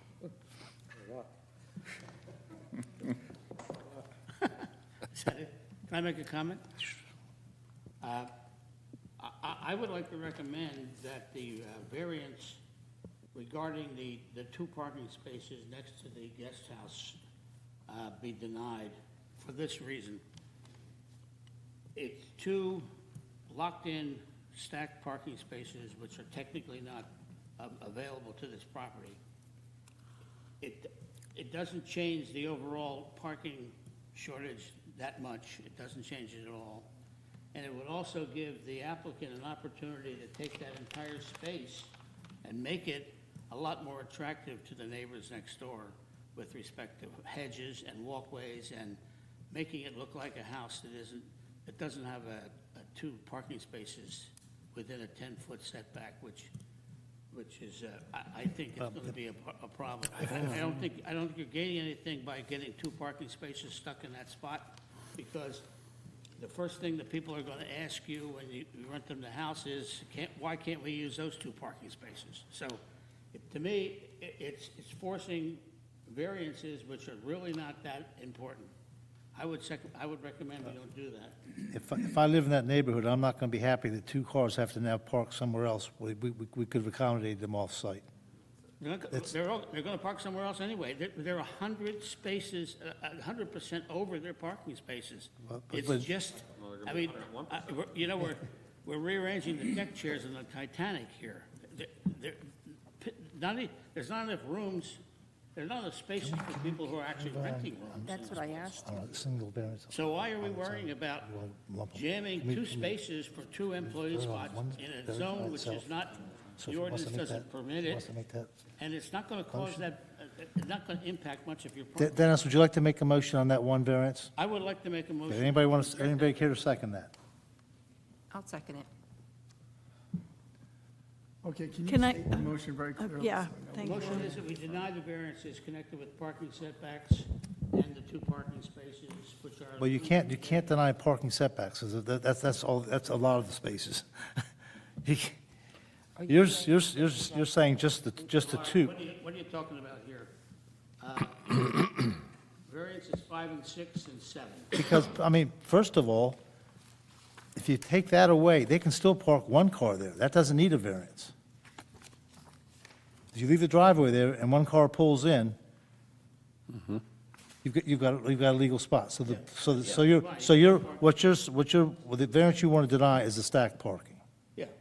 Well, actually, I would suggest to the applicant that you're getting, even if we denied the stacking and getting one space, the optics of that whole section next to this guy's house, which is. It's not his, he's two doors down.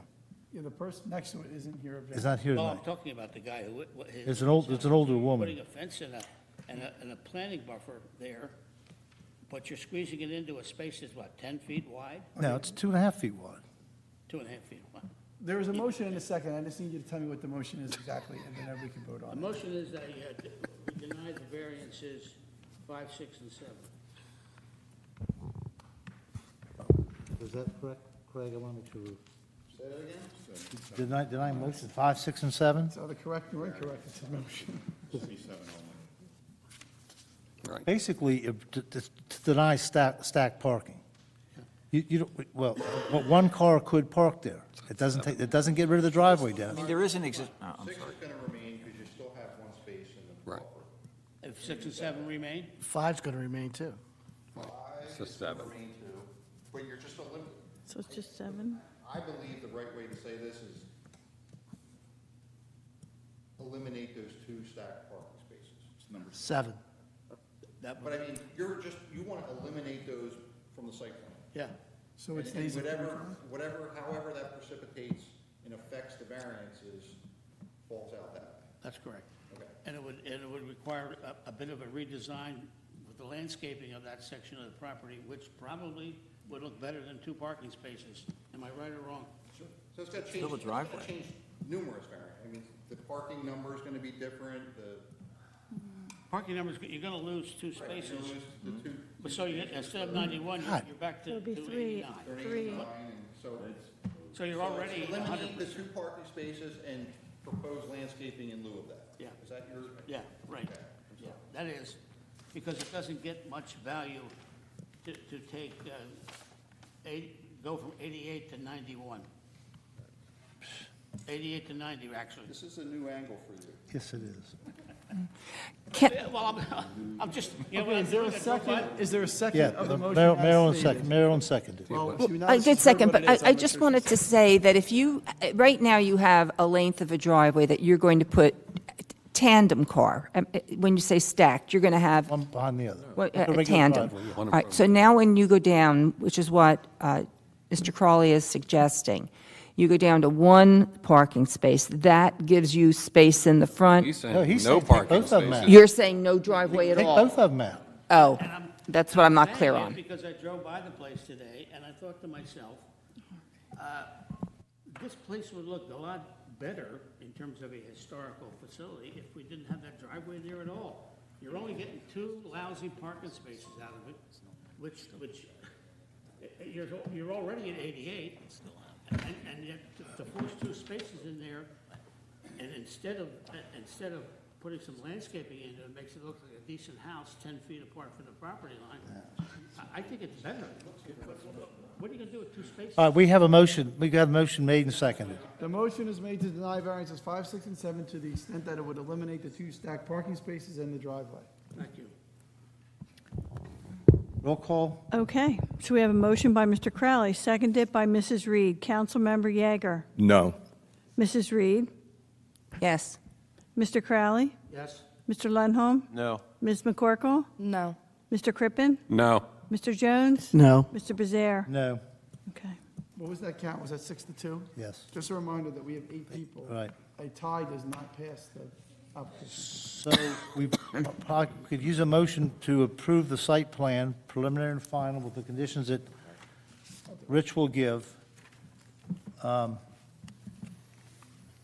with these attendant variances. I'll read through it. I'll read through the 277 and the 56. I'll do my best. Ready? The motion I recommend being made, although how you vote is up to you, and we always make it in the affirmative, is a motion to grant site plan, preliminary and final, along with the associated variances. Those variances are listed on page 5 of the engineer's report, 1 through 9, as described in his zoning chart with the change of lot coverage from 93.5 to 92.9.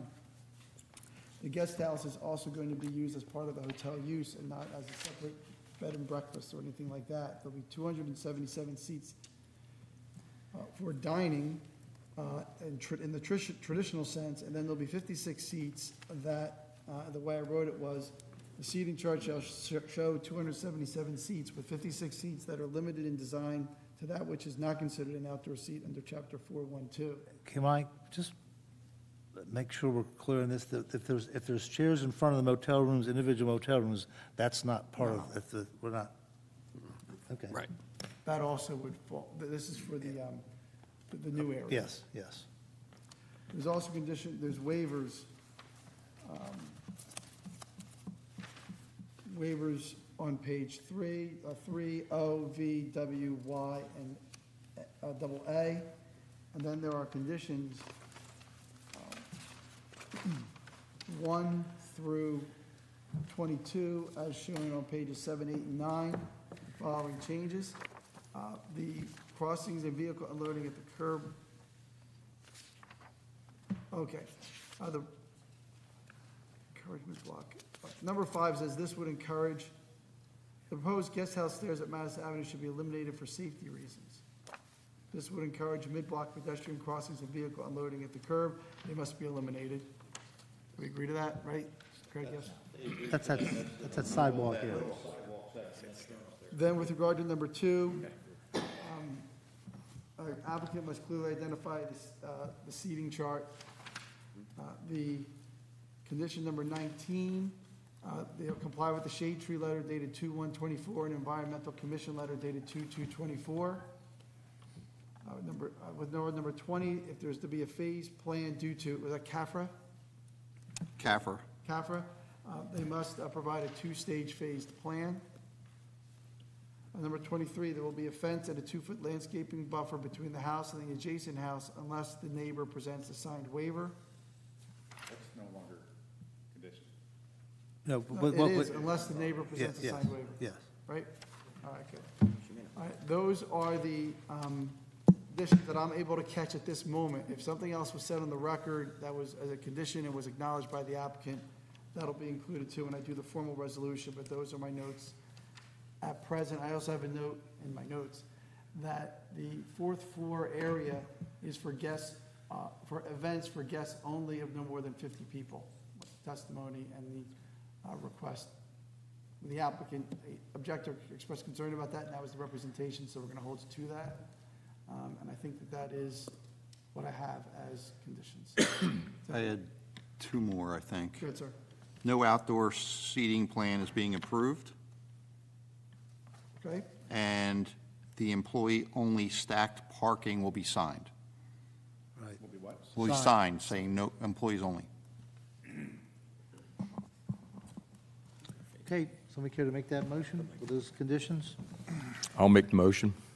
I'll second it. Okay, we have a motion by Councilmember Yeager, seconded by Mr. Lundholm. Councilmember Yeager? First, I want to make some comments. I'd like to say that that place needs a visual improvement, and I think what you're proposing is absolutely great. And I wish a lot more people in Cape May along Beach Avenue would do that. The second thing is the Stockton, I call it the Stockton property, the guest house. What a major improvement that's going to be. I say all the seating issues that everybody's worried about, take it all out, and you can have 50 people standing up there.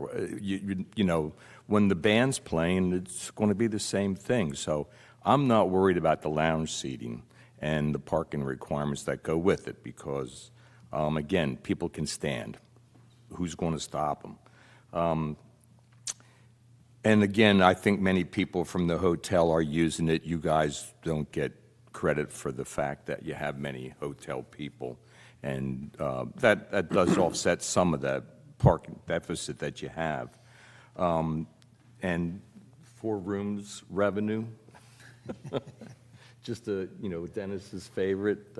We get a few more bucks there, but again, overall, I think that there are more positives in this project than there are negatives by far. So I'm a yes. Mrs. Reed? I'm just going to preface that I always like to see the people on that side offer something to the residents.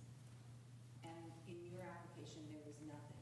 You're asking for 9 or 6 variances, and there was nothing for this gentleman who spoke out or that gentleman who spoke out in solving, say, noise or parking.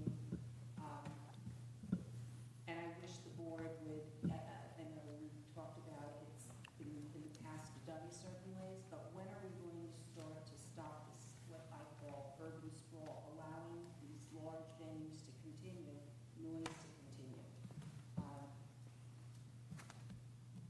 Based on what Mr. Yeager said, yes, I agree, your plans are lovely, and I'm going to vote yes, because I think my no vote would be the only one.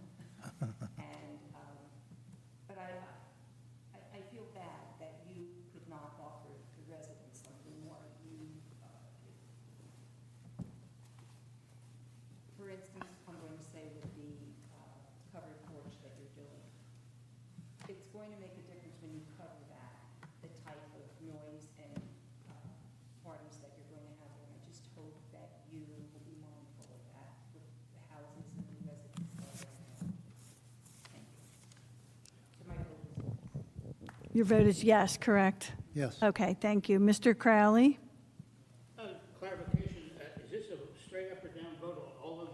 Yes. I'll clarify that. The applicant requests that you consider the application as a whole in terms of benefits and detriments, therefore we do a single vote. Some of the non-conforming uses, you consider the C1, pre-existing non-conforming deviations from the ordinance, you should consider to some extent under the C1 hardship variance, and that is an existing building, and there's limitations on what they can do. For the other variances, you're doing on the C1 balancing, which is set forth in the engineer's report, which I incorporate by reference, and you should apply that standard to those variances. But yes, you should vote on the application as a whole because they've asked you to do so in terms of aesthetic, historic preservation, and all of those things. Okay. In that case, I will preface my vote by saying that I am opposed to variances 1, 3, 4, 5,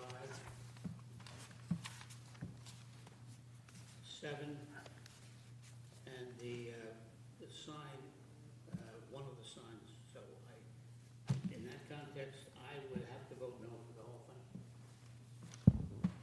Mr. Lundholm? I like the improvements, yes. Ms. McCorkle? Yes. Mr. Crippen? Yeah, I believe the application is overall positive impact for the city as a whole and for that area. The aesthetic improvements, 100%. Reduction in lot coverage, which is nice to see, is that as well, to have a little bit more green space. And also your testimony that there, not that it was part of the application per se, but the employee housing isn't going to be lost, and that those folks coming in would be shuttled in, and we won't have an additional parking problem with that. And I think that overrides the negative impact, which is it will be a more intense use of that space, no doubt about it. But I believe the positives override the negatives, so I'm a yes. Mr. Jones? Also voting yes. For many of the positive comments that are made up previously by the board, I vote yes. Mr. Brazier? I'm also voting yes, and I pretty much want to echo what Mr. Yeager said, comments he made. Okay, thank you. Okay, thank you, guys. Thank you. Sorry to keep you so long.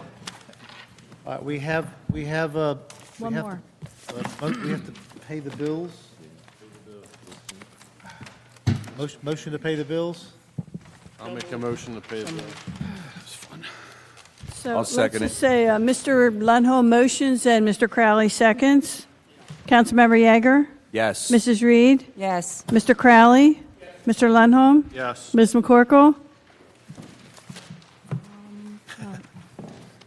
I think you want to abstain? It's the The bills, were any of these prior from, No, you're good for this. I'm okay for these? Okay, then yes. Okay, thank you. Mr. Crippen? Yes. Mr. Jones? Yes. Mr. Brazier? Yes. Thank you. Okay. One more motion. Motion to approve. Motion to Motion adjourn. adjourn. All in favor? Aye. Thank you, everyone. Good night.